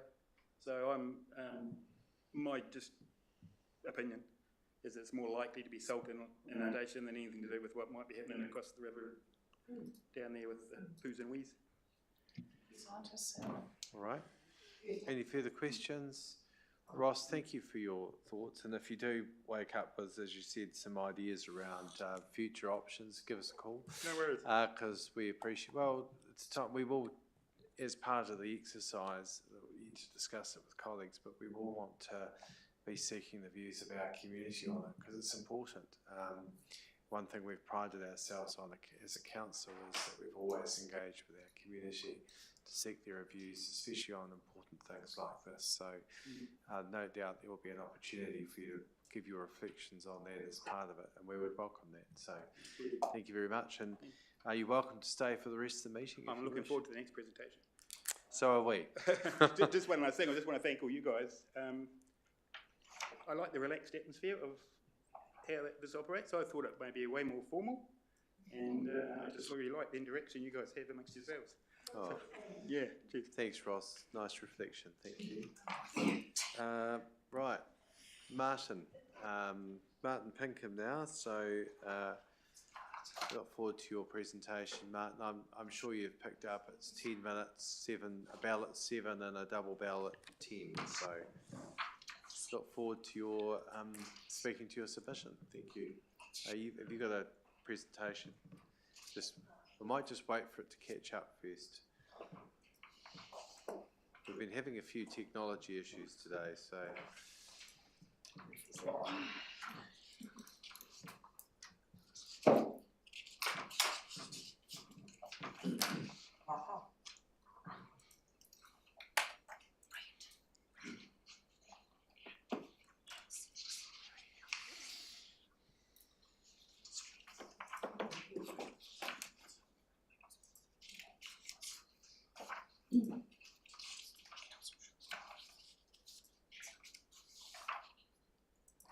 Okay, are we okay to go? There we go. Thank you. Mr Mayor, councillors, thanks for the opportunity to talk to you today. I believe it's my civic duty to actually be along here today, and I'm really disappointed that you haven't had more submitters come along and talk to you, because it's a very important part of our democracy, being having this opportunity. As you can see on the list there, I've got 7 topics. I did ask for a bit more time, but that was declined. So just want to talk about local government reform first. The Greater Christchurch Partnership has been touted as the solution for our area. I think that's a fallacy, and I believe that the spatial plan and the transport plan that was developed under the Greater Christchurch Partnership was far too short-term, and it really lacks a genuine long-term vision, and I don't believe we've had a lot of value from that. In 2025, the partnership undertook an internal review, or asked Martin Jenkins to do that. It wasn't particularly flattering, and it suggests that really it is time to move on, and that it really isn't achieving a lot. I mean, I'm supporting what the current government is putting forward. I believe it's long overdue. Back in 1989, at the last reorganisation, the internet was in its infancy, but we've moved on a lot since then, and technology makes us a lot more informed. I have personal views on which area, what the amalgamation should look like. I believe that there's a case for a Northern Canterbury Authority with Christchurch, Selwyn, Haranui, Kaikoura and Waimakariri. I think that they're an area of interest. We need to remember that there are huge levels of duplication in each of those councils with their accounting system, their rating system, their resource consent system, their GIS systems. And as someone who's had to navigate complex resource consent processes, you have no idea about the cost and the frustration in having to deal with both the ECAN and the local authority. And I think it's time to move on. And my view is that if we amalgamated with the city in particular, the cost to ratepayers would reduce as the rates for Waimakariri around 20 to 25% above that of a typical city property. Last year I made a very detailed submission about the establishment of a water council controlled organisation. I didn't get any questions about that. But one of the points I wanted to make is that while everybody in this room is passionate about our district, really we have to ask, do people here have the skills and experience to be directors of a $30 million a year complex water company and that can have access to debt that this council can't? The thing that probably frustrates me a little bit is that we have a most fantastic council-controlled organisation example with Transwaste, which I was involved in setting up, and it has served the Canterbury extremely well, and I see no reason why a water one would not do exactly the same thing. And I believe that a water CCO should match the boundaries of whatever authority comes out of the current process. Just want to talk about the capital program and annual plan processes, which was one of the topics in the consultation. I'd like to think there's a strategy, but I do have my reservations about that at times. And some of the topics I'm going to talk about in a few minutes are examples of that. I've been on about this a couple of times about the lack of transparency. I've had discussions with the Chief Executive about the fact that the deliberations notes which you get are never made public, and I had to make Official Information Act requests to get that, but Chief Executive has now agreed that they will become available and be on the agenda for that meeting.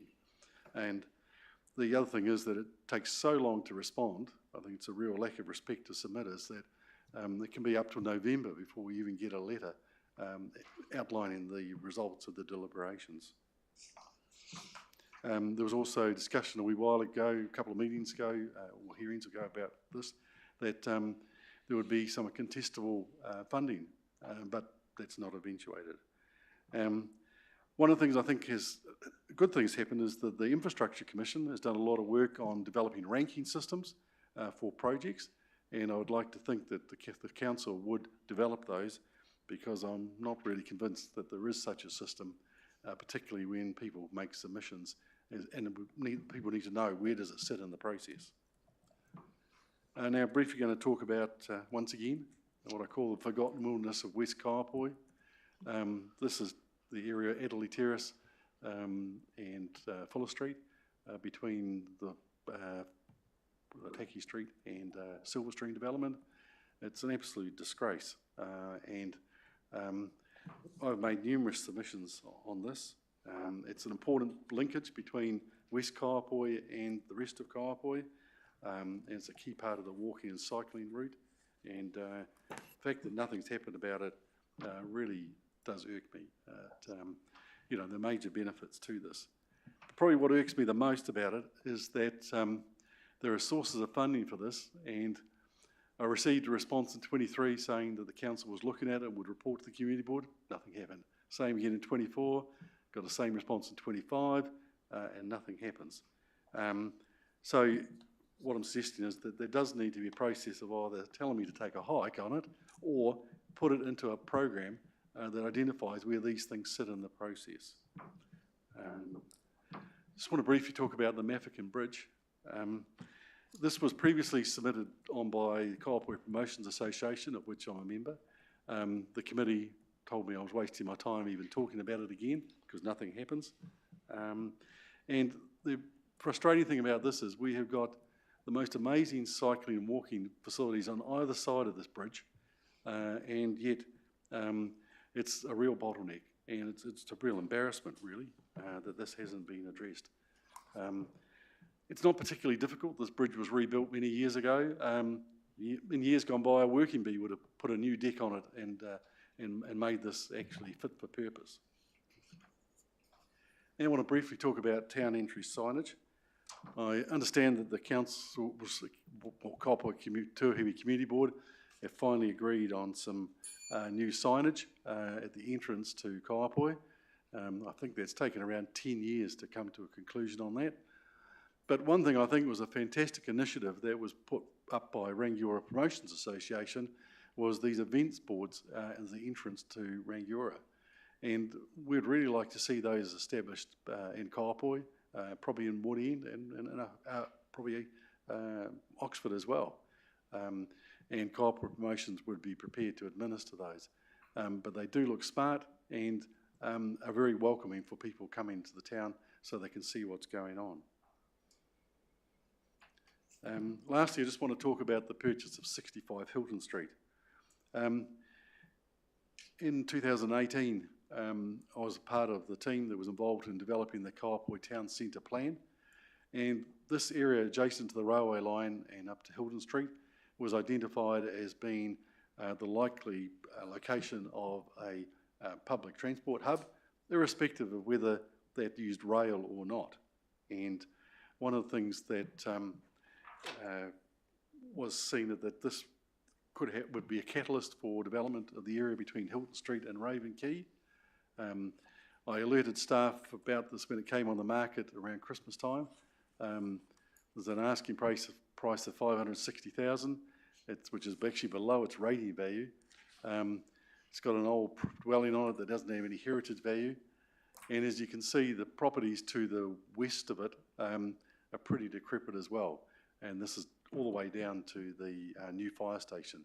And it is obviously a key, would be a key site. The thing that I was a little disappointed about when I went back to staff, they came back to me believing it had no strategic value at all. There is funds in the Kaiapoi Town Centre development for property purchases, and the council seems to be able to find funds to buy other properties from time to time. So I believe this is part of a strategic plan and should be acted on. So thanks very much for the opportunity to make my points, Mr. Mayor, and welcome any questions. Thanks, Martin. And I think we've picked up most of them in your submission, but in your slides, there seems to be a bit more detail, so we might just make sure that the slides, the submission points, hey? Oh, the slides already here? Yeah, yes. Right. Yes. Yeah, that's good. Just was making sure we've got those, but in terms of just capturing it in our system for response. Okay, questions? Well, thank you, Martin, for your submission. Thank you. Awesome. All right, spokes aren't with us. Sorry, spokes have already been, pardon me. Is Louise Johns here already? Do you know if Louise is here? One of our team just check, or Oxford Gallery. Otherwise, we'll just have a brief adjournment for 10 minutes.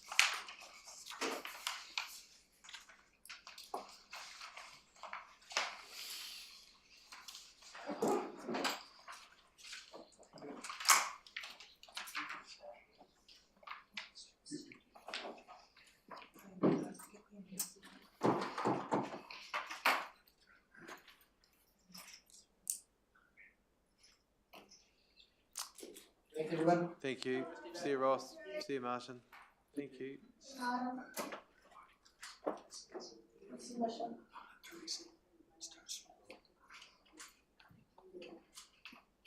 No, not here yet. We might just have an adjournment for 10 minutes and be back at 4:50. All right. Thank you, everyone.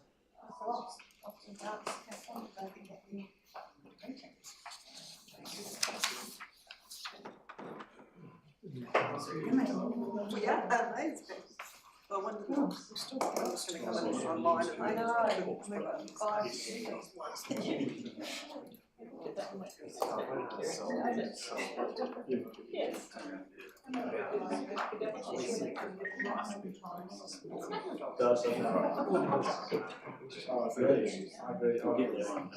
I stood on the African bridge, in fact, every bridge in Kaipoi, and I looked at the planking and I thought, we should really prioritise all Kaipoi bridges.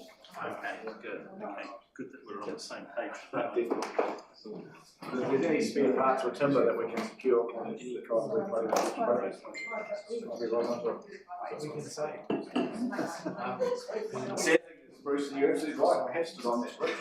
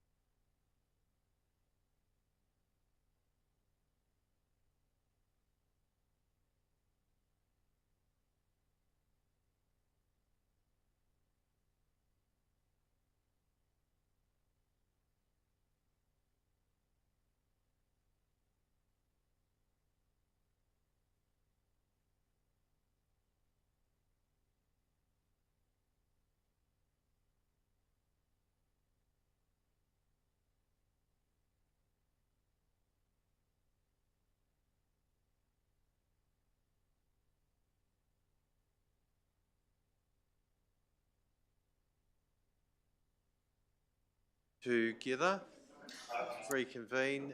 So, thank you. So the next we have is Louise Johns first. Louise, if you want to come forward. Nice to see you. Welcome to our council hearings on our annual plan. So just for the benefit of others who are also submitting thereafter, we'll have up to 10 minutes for a presentation. There'll be a bell at 7 minutes and then at 10, just so that you know if needed at that time. We're just trying to keep everything on time.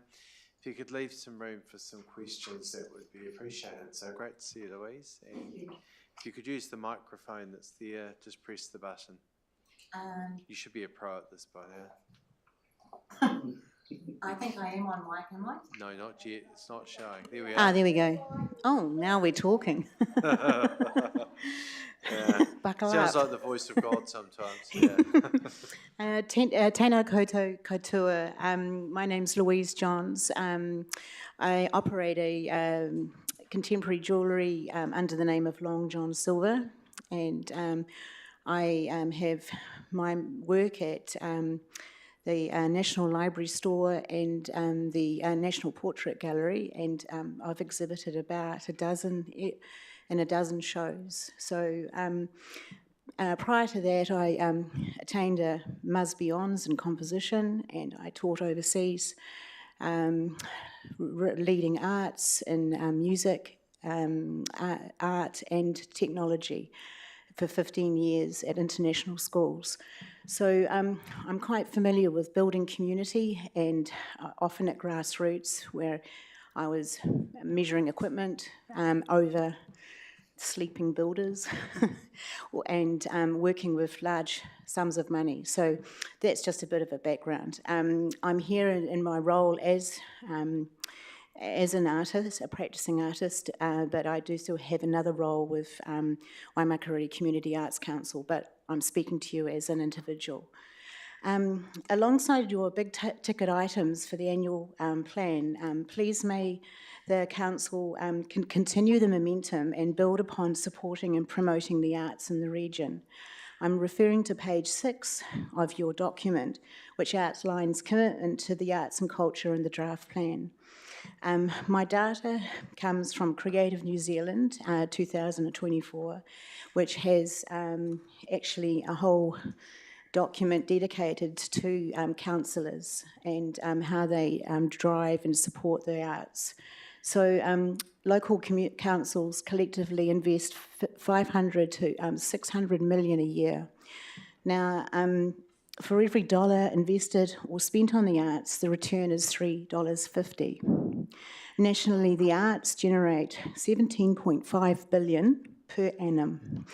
Otautāhi generates 700 million per annum. Where is the data for Waimakariri? Now, I've done a bit of a ballpark, and I reckon it's about 50 million if we divide the national amount by per head of population. Potentially, excuse me for breathing. Local councils, oh, here we go. Now, support for the arts by New Zealanders, 62% think the arts should receive public funding. 67% agree that the arts facilities are important to create vibrant places to live. So this is data from Creative New Zealand, and the data from Otautāhi comes from the City Council. Now, my suggestions to make a difference is that we introduce a significant arts levy on all developers. So we've got about 700 projects operating within the Waimakariri district. Imagine if there was 3,500 taken for arts, or encouraged to be provided. Incentives for developers to include public arts and original art to be displayed in public areas such as foyers, green spaces and murals around their infrastructures. Community incentives for reduced rental, short-term peppercorn rental pop-ups for arts. There's upgrade and advertise and promote displays, performance areas in the council-owned public buildings. So, for instance, the Pegasus building is their provision for a hanging system in the foyer of the new building. An arts advisory team who report to the council as opposed to one facilitator who operates as a community, something under the community team umbrella. Now, I see plenty of contractual positions being offered to projects in the council, so why can't we have a couple of arts advisors that specialise in this kind of work? And Toi o Tautahi is a great source to start with. Visit Waimakariri. The emission statement should reflect promoting arts and culture. We're a destination region, so why isn't the arts also part of that mission statement? And visit Waimakariri for their social media to monthly update and with current images of what's happening on the arts. So that's my submission. Thanks. Any questions? Thanks, Louise. I'll call for questions. Councillor Fulton. Thank you, Chair. Thanks, Louise. Thank you, Tim. I think your last point perhaps touched on the visitor attraction through Waimakariri generally. I mean, you're an art form, but you also have to exist. So are they thinking, can you elaborate a bit on that thinking as to how we might support you through visitor attraction to Waimakariri generally? And Visit Waimakariri, well, the mission statement doesn't even include the arts. So if you go onto their page, it's all about, and they do a great job about food and beverage and, cycle tracks and all that sort of thing. But there's, we've got 3 community spaces as galleries. We've got a thriving musical societies. What I'm talking about is in the social media, you might see one art post about once every 8 months, whereas it should be there all the time. Like we have over 10 exhibitions in one gallery. There's 3 galleries doing a similar job collectively, so that there's no presence of arts in the social media. And when they do it, there'll be an old image, like an ancient, like 3 or 4 years ago, when we're regularly updating and putting events that are current of the shows that we show. Councillor Cairns. Thank you, Mr. Mayor. Thank you, Louise, for taking the time to come and give us your viewpoint with regard to being an artist and also being part of Chamber Gallery. In terms of the Visit Waimakariri website, in terms of the events page, do you actually submit all of the events onto there? Yeah. And take advantage of that? All the time. Fabulous. I have been for the last 4 or 5 years. Fabulous, all right. In terms of the new builds, on average, we get about 750 new builds in the district every year. You're proposing to add a levy to all of the developers. What's the sort of number? You said, was it 3,500?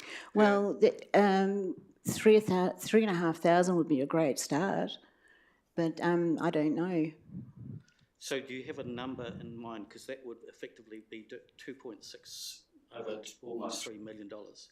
It's not much. It's not I enough. mean, like, when we look at the overall, we should be generating 50 million for the arts.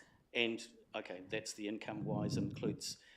Just like public art, I'm talking, I'm throwing this into your court, really. I mean, I'm just saying that 17.5 billion is generated by the arts, and that's not just painting. There are people in the film industry, that's architecture, that's the gaming industry, which is huge in New Zealand, and I'm talking about creatives as a whole industry.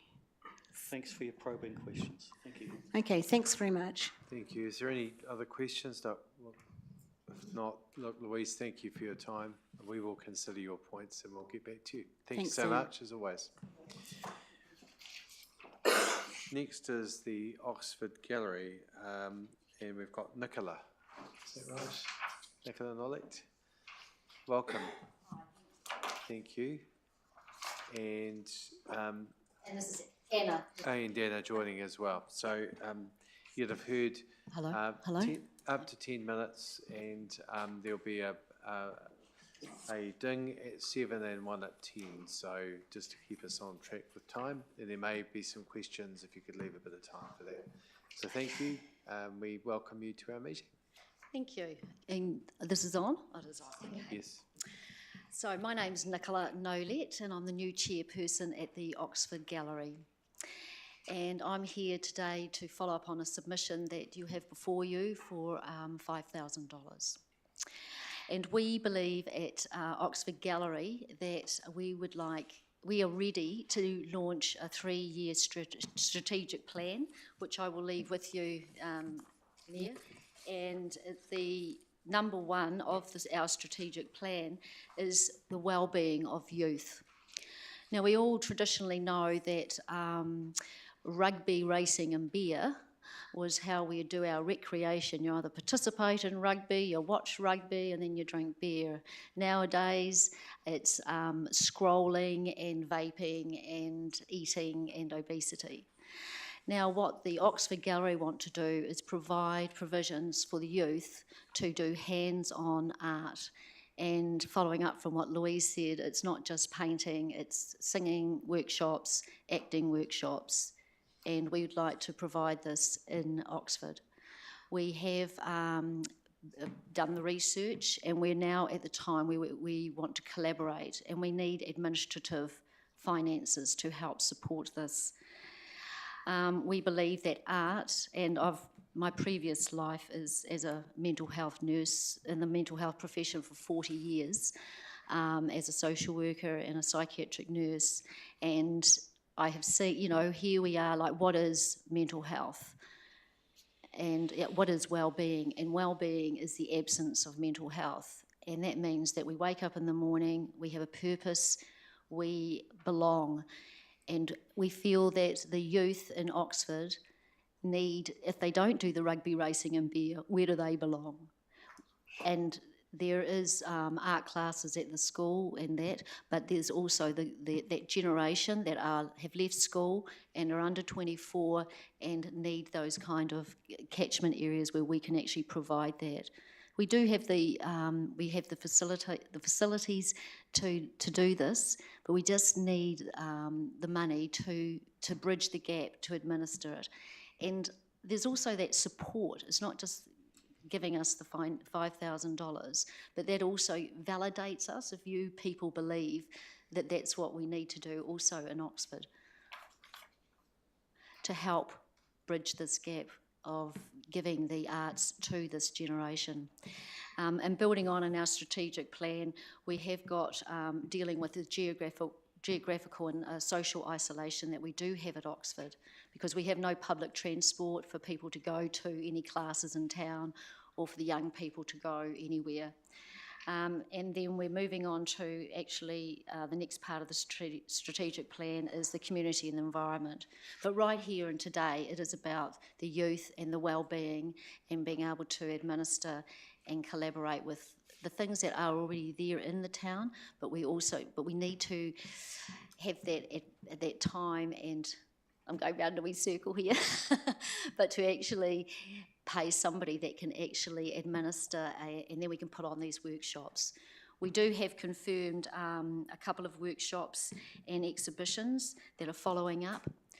And why we want to do a 3-year strategic plan is that with the youth, you need to build trust with them. And we want to do more than just a cameo, a one-off workshop. Because for youth coming and doing their hands-on art and teaching them how to express themselves, you can't then just dump them and they've exposed themselves in a workshop. You actually want to follow it up and be able to build that relationship with them. And then eventually, if you do something for 3 years, then those older ones are actually going to be helping the younger ones. And so it actually becomes kind of a perpetual cycle that can actually help itself. So that, I'll end it there. Any questions? Thank you. Questions? Councillor Keynes. Thank you, Mr Chair. Thank you, Nicola and Anna, for coming along. Can you give us a brief snapshot? You've talked about in your summary about how much you pay your contractors, pastoral care and community engagement.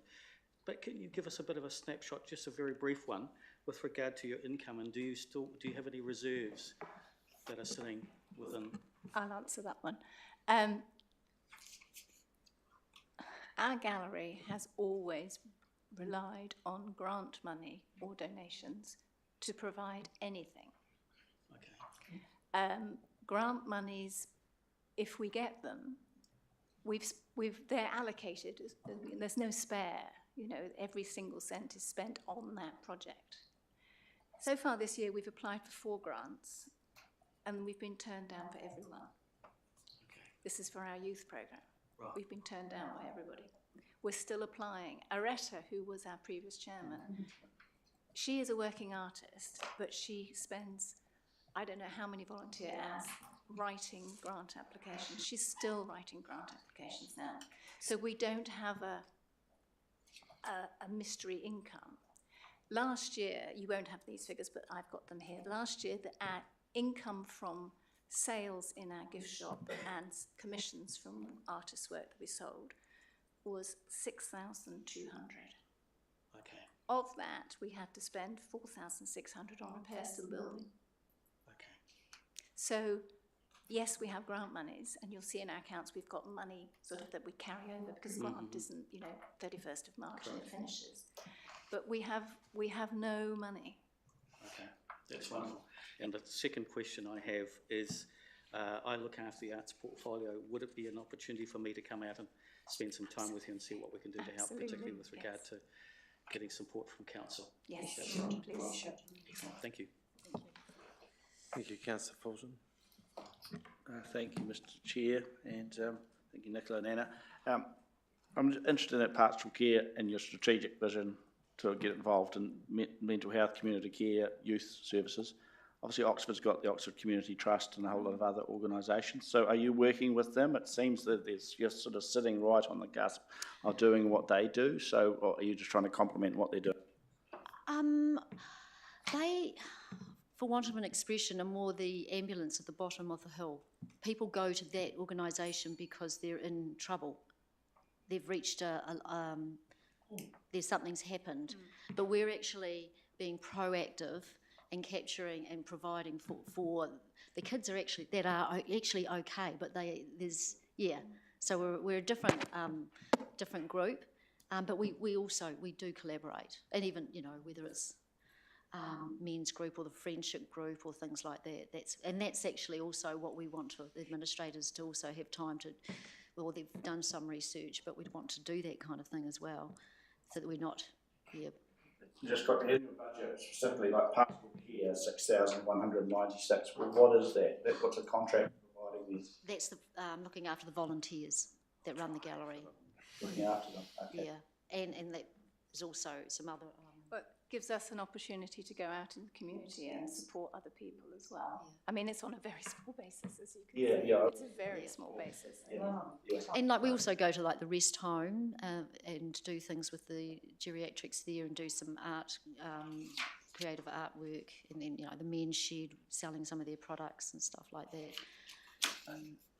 So I recall we give, if I'm correct, on your submission page to our current grants 5,000. That was increased last year or the year before to that level. Yeah. Last year's grant from you for covering our telephone and Insurance and electricity was 11,950, and I can assure you that went on exactly those. Yes, but our grant was how much? 11,000. Well, you had 5,000, and then you approved the extra, and it's index linked as well, so it obviously had gone up. I think the 5,000 additional was a one-off, wasn't it? Is that right? No, in the long-term plan, you originally. Yes, I think there's an existing amount, but I think that the extra, I just have to remember now whether that was a. It was guaranteed for 3 years. We'll double check that to make sure. Yeah. So you're asking, in addition, assuming it was that. Yeah.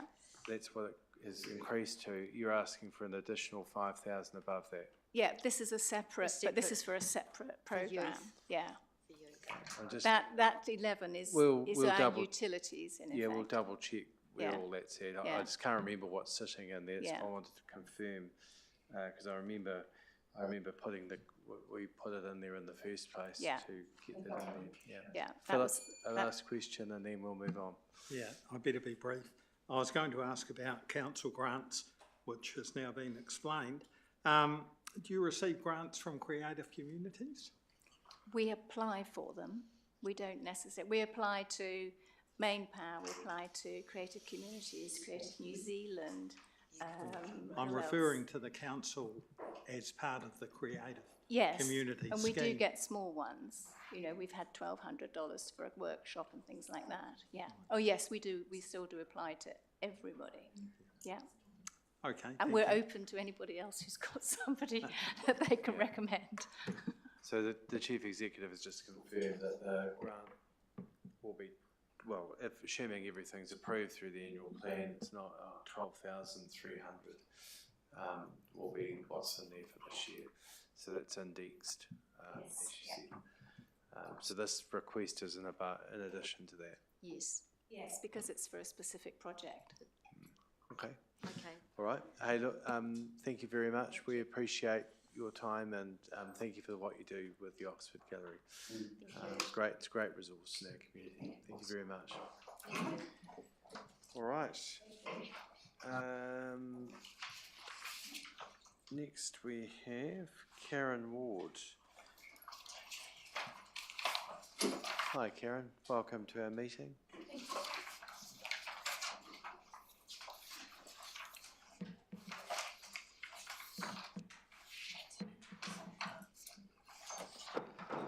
Hi, Karen. Welcome to our meeting. You're not a stranger to us, or some of us anyway, so it's nice to see you. Got up to 10 minutes and there'll be a bell at 7, so great to see you and we look forward to hearing from you. Probably just need to press the button on. There we are. I remembered. Tēnā koutou katoa, and thank you for the opportunity to speak. I will take it as read that you have looked at my written submission. My focus today is accessible emergency management. That focus comes directly from lived experience. I lived through the Darfield earthquake in Kaipoi, and the experience of losing my home and neighbourhood has shaped how I understand disruption and continuity needs in this district. Those experiences are why I am speaking to this specific issue today. I am here as a resident whose sisters and own continuity needs are not always visible. I know how quickly an ordinary disruption can become unsafe when the environment is not accessible and when essential supports cannot be maintained. This is why I have chosen to speak only to emergency management in this annual plan review. A small amount of groundwork in 2026-27 would make a disproportionate difference for residents like me and will help Council prepare for the expectations of the Emergency Management No. 2 Bill. The central issue is straightforward. Continuity needs are common, often invisible, and currently publicly unaccounted for in district level planning. These needs include environment, equipment, communication formats, medication storage, mobility supports, and regulated sensory conditions. These are widespread needs across the district, but they are not yet reflected in the way emergency settings are designed or activated. This is not a matter of shifting responsibilities to Health New Zealand, nor should disability be medicalised in the integration process. The issue is that when Council activates its emergency functions, evacuation centres, community hubs, welfare support, and public communication, those settings must not unintentionally create environments that are unsafe or unusable for people who depend on continuity to remain stable, especially in already stressful conditions. Addressing this requires visibility and operational detail. Several areas need attention. Accessible communication, Preparedness response information must be available in formats such as plain language, easy read, New Zealand sign, audio, and dyslexia-friendly layouts. Connection pathways.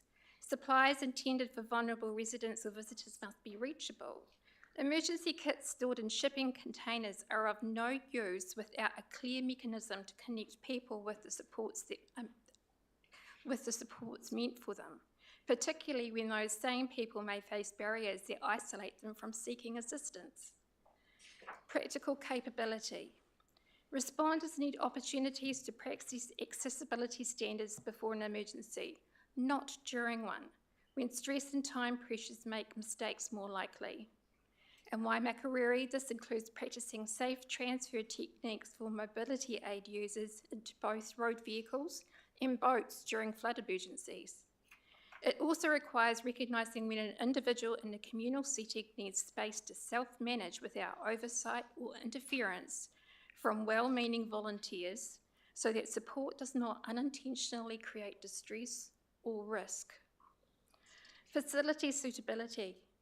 Council and community facilities vary widely in their ability to support continuity needs. Understanding which venues can realistically meet those needs is essential for effective planning. These considerations point to a practical set of actions for the 26-27 year. Audit council and community facilities for emergency use with an accessibility and continuity lens. Develop district-level accessibility standards for emergency planning, aligned with the direction of the Emergency Management No. 2 Bill. Strengthen partnerships with disability organisations, Māori partners, community groups, and employers of seasonal workers so that lived experience and on-the-ground knowledge inform planning. Establish a pathway for evaluating community-led preparedness innovations that address accessibility or continuity gaps. These steps are modest in cost, but significant in impact.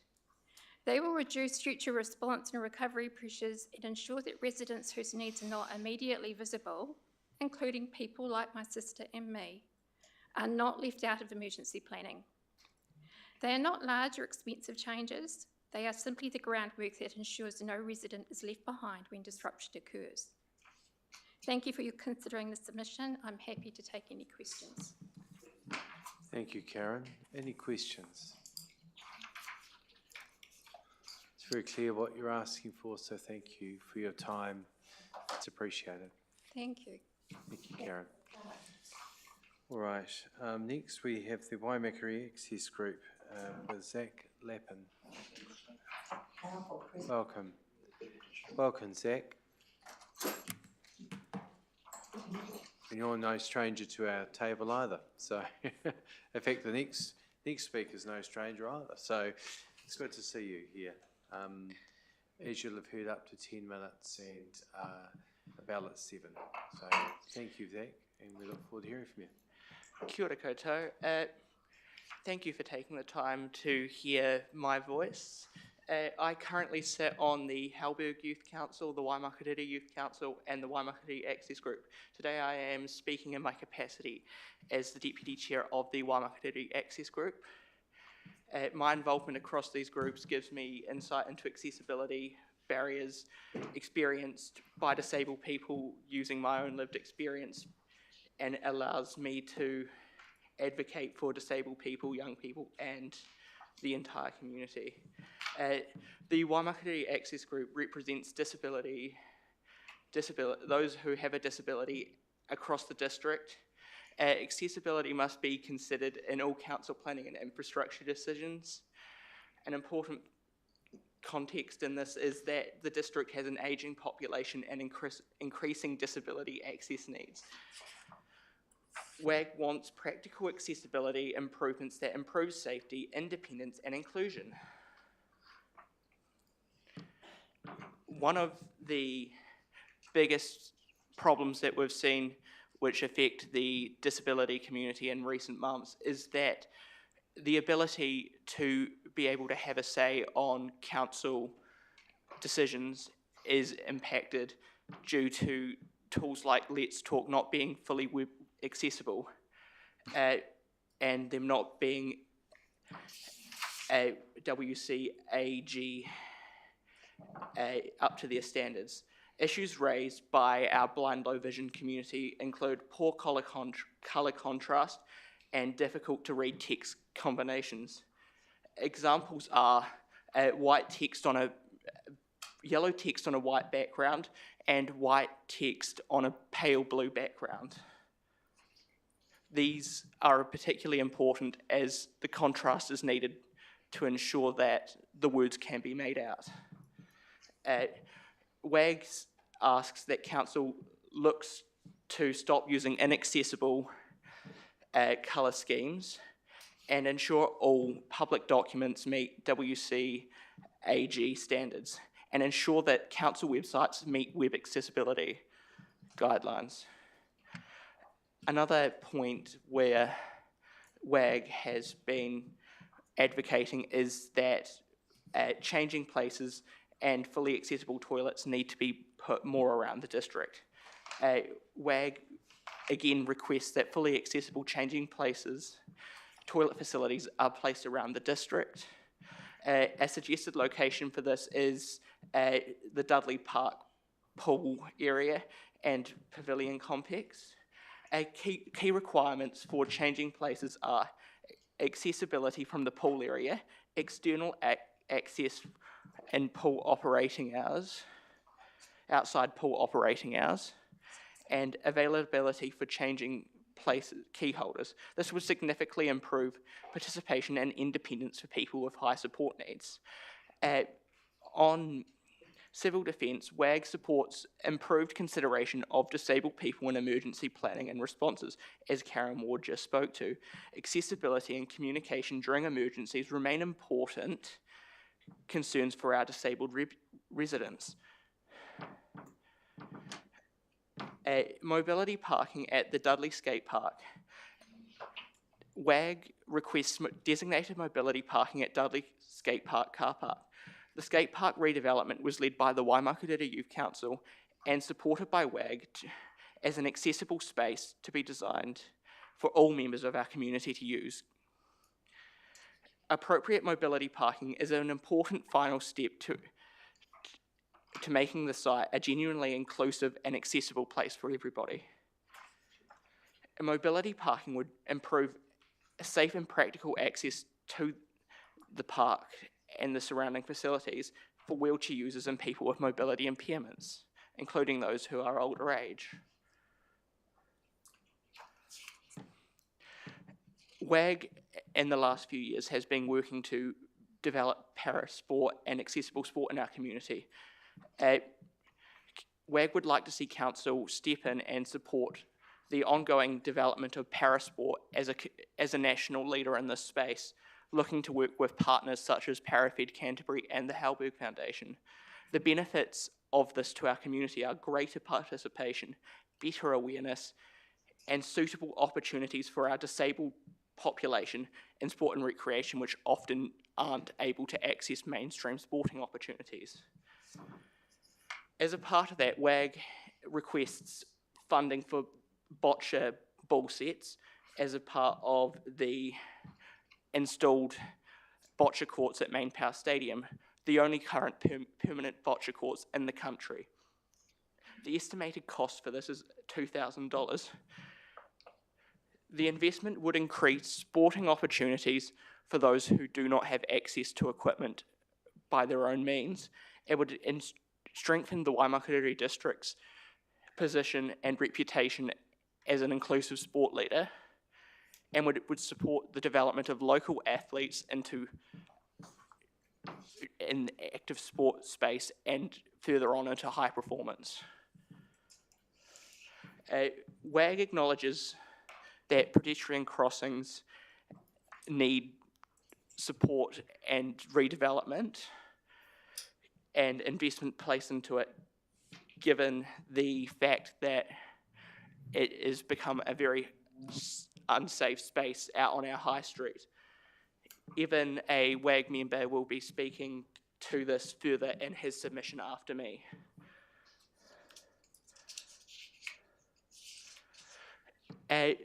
Just some closing themes. Accessibility shouldn't just be an afterthought. Inclusive design should benefit everybody in the community, not just the disability community, not just the elderly community, but everybody here. Early consultation with people with lived experiences leads to safer, more effective and cost-effective outcomes for our district. And WAG is seeking an ongoing partnership with Council to ensure accessibility and inclusion remain embedded across the district. Thank you. Great job, Zach. Well done. And there's you've made some excellent points in there. And I know that portfolio holder, Councillor Powell, has been raising some of these matters already on the behalf, especially with our comms team, with respect to the points you've made there. So well-made points. Any questions of colleagues? Councillor Redmond. Deputy Mayor Redmond, sorry. Thank you, Mr Mayor. Thanks for coming along, Zach. I recall going to Main Power Stadium when you had your BOSHA tournament or opening event. Where did those balls come from? And if you do get a grant, where are the balls going to be kept, or what's the ownership of them? So the balls would be kept in the reception area at Main Power Stadium. The balls that were brought along were owned by Boccia New Zealand, the sports NSO. Thank you very much. Any further questions? Councillor Cairns. Thank you, Mr Mayor. Thank you, Zach, for coming along. When I asked about your disability or mobility parks outside of the skate park, this was back in December last year. Have you not been followed up with by the Green Space team that we're going to allocate it? The only thing we've heard from Green Space is that it's a roading issue and it's been pushed back and forward between the two teams. All right, thank you. All right. Well, the points are contained in here. We'll get those followed up. Thank you, Zach. Is there anything else? Any other questions? Sorry. All right. Thank you very much. We appreciate your time and the contribution you make to many groups in our district. Very fortunate to have your involvement. So thank you, Zach. Thank you. All right. Last but by no means least is Evan Cluley.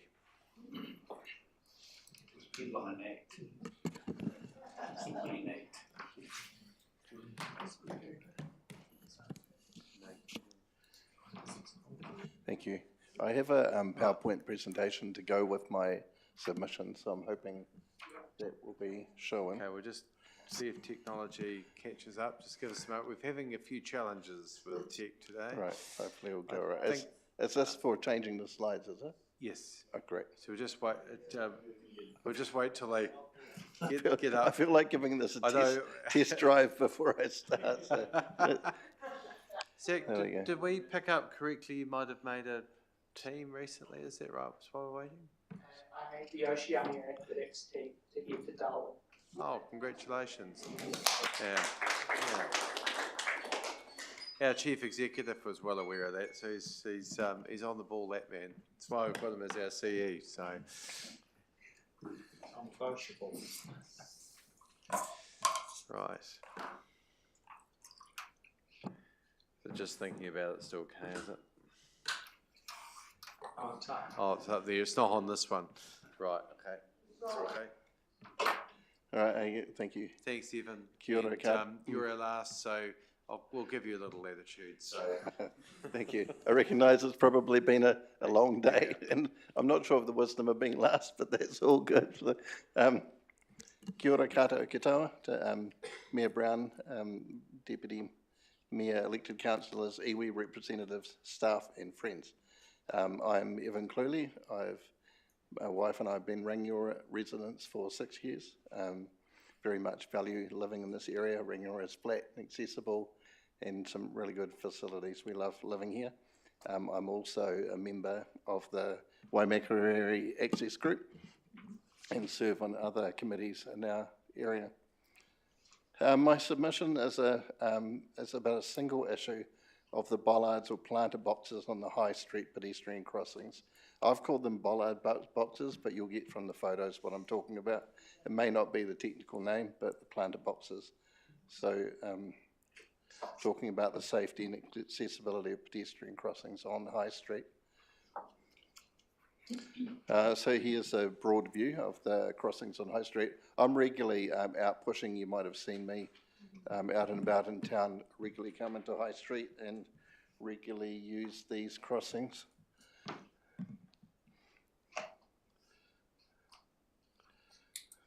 Oh, sorry, technical glitch.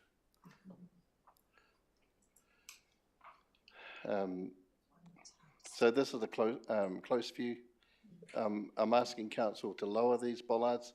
They're too high for me to be seen, for wheelchair users to be easily seen. And if you have a look at the photo there, can you see me in that photo? Not easily. No, it's almost impossible to see me. So to help, there's an arrow pointing to me there. It shows you how I'm almost completely obscured.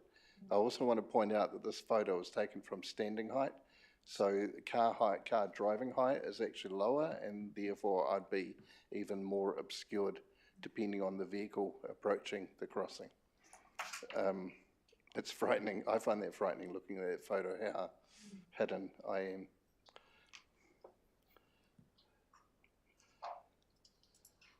So yeah, gone almost completely obscured from view. So here's the second photo. I'm actually on the crossing. You can see again how obscured I am. My legs are pointing out. I'm well on the crossing at this point. This is dangerous. I'm still obscured from sight. Many times I've been in this position. I've had cars fail to give way and cross really in front of me to the point of I could have reached out and touched them. Other times I've had to pull back for my own safety to avoid being hit. Every year I have multiple incidents of people not seeing me, and also reported by other disabled friends, just using my lived experiences to represent the broader view. Also including one today where an SUV was watching people on one side of the street.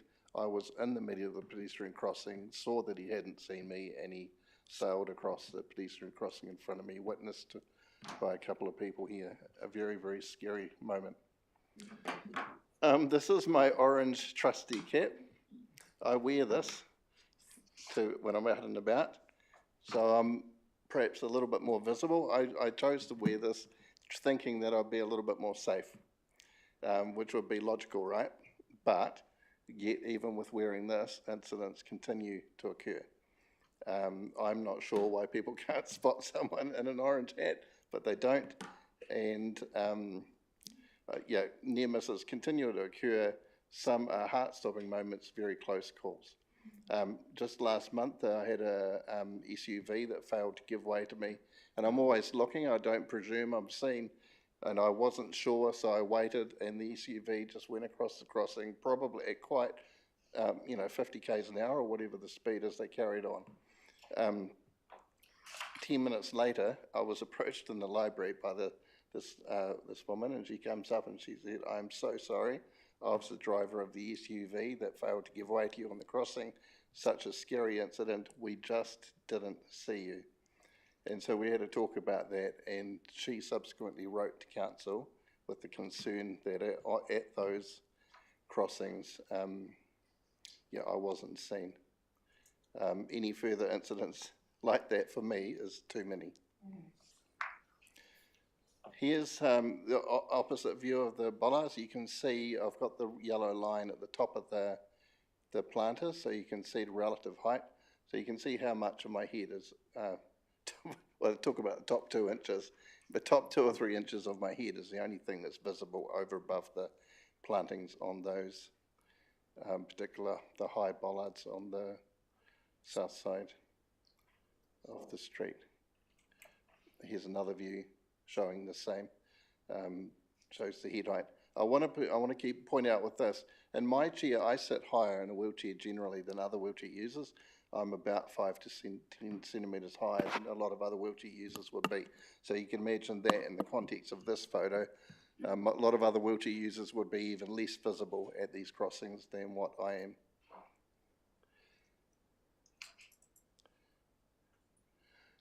My point is simply this: if I'm not seen, it's not safe. This is a very unfortunate incident from the Otago Daily Times incident in Dunedin last month, where a wheelchair user, a woman, was struck in her wheelchair and quite seriously injured. I'm happy to report that she's making a good recovery, but very, very scary incident of someone in a chair. You just don't stand a chance when you can't jump out of the way of an oncoming vehicle that hasn't seen you.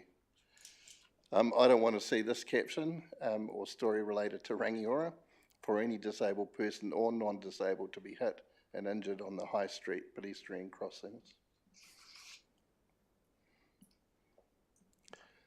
So I want to talk now about a potential solution and talk about the low bollards. So on the north side of High Street, there's the low bollards. I hardly need words here with this slide. You can clearly see that the lower bollards at 55 centimetres high don't restrict visibility of a wheelchair user. I can be clearly seen, therefore the height is both visible and safe. So again, here's a relative view of the top of the yellow line at the top of the planter box, and you can see how much of my body is visible above that line.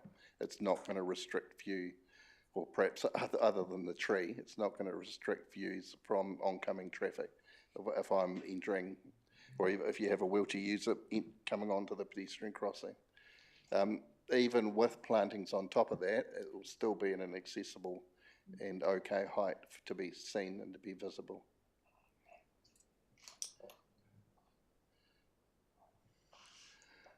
So my call to action is simply this: I'm asking council to take action to lower the high bollards on High Street to match the height of the low bollards on the northern side. These lower bollards are at a safe low height. They're accessible and all pedestrians will be clearly visible.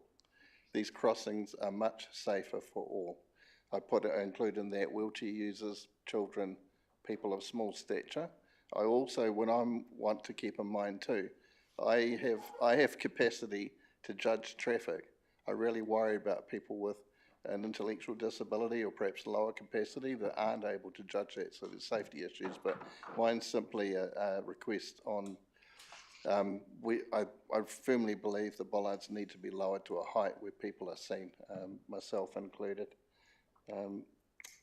A side solution, the solution of they're all matching, if they all ended up matching the lower bollards, it would have the advantage of good aesthetics with the bollards matching and visibly the same on both sides of the street. But primarily my submission is on safety for all. Ngā mihi nui. Thank you, Evan, and you've made some very good points there. Evan, this matter is not the first time it's been raised, and I know our roading team have a different view around this. So what would you say to because this is not the first time it's been raised, and look, I think all of us have used the crossings, and sometimes it's not just the heights, it's actually driver and attention, generally. Look, I went across there the other day, and I said to my fiance, I said, I'm sure this is going to be, I'm either going to die of natural causes or be hit on our crossing. And she laughed at me, and I said, well, some days you do, because people just don't take the notice that they should. Yeah. So there's a bit of that. What would you say to that? Because we have raised this before, because it has been raised before, and there is a view that our engineers have got the view that these are safe, in their opinion. I can't see how they can see that they're safe, but when I hear the point, and I think maybe there needs to be a campaign around driving slower and being more alert when you're coming to those. There's other points that I don't want to speak to because I'm not an expert, but people like the Barrier-Free Trust could be contracted to provide a comprehensive report.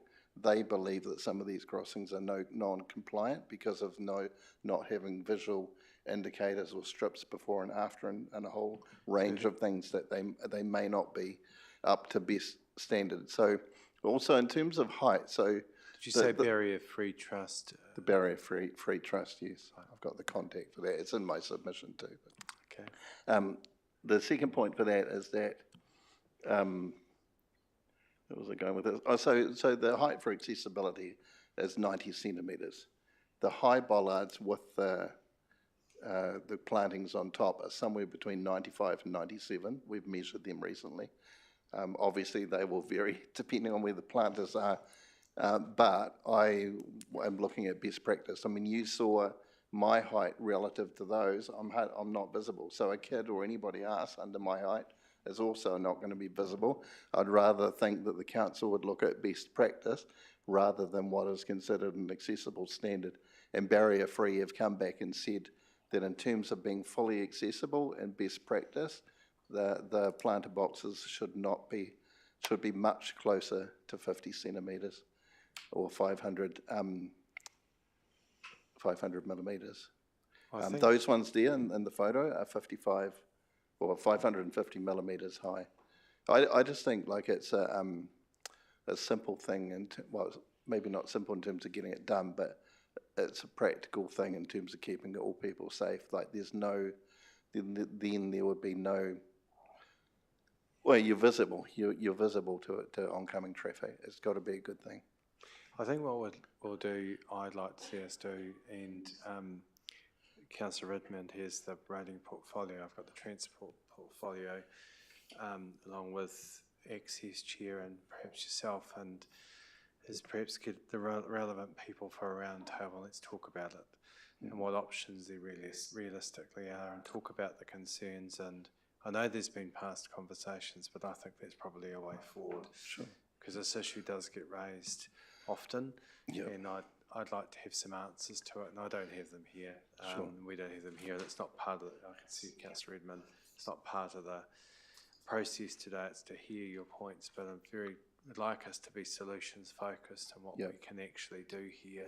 So don't want people to have concerns like you do around your safety and accessibility in our community. So we'll pick that up and take that as an action. Deputy Mayor Redmond. Thank you for coming along, Evan. If the hedge-type vegetation was removed, would A, that be of assistance to improve your visibility? And B, what is the height of the, what we're calling a bollard for lack of another word, what's the height of those ones that currently have that hedge on top? They're between 95 and 97 centimetres high. Without the hedge? I don't know without the hedge. I'm going to guess at about 75 centimetres. That's too high to be properly accessible. I mean, it would help, but I don't think it's the best. In my opinion, it's not the best practice. I'd rather see that the bollards are all consistent at the 55 centimetre height. That the ones on the northern side of Rangiora all are, or bar one at the moment. I think there will still be issues of visibility, and even if the plantings are removed from the higher boxes. Okay, thank you.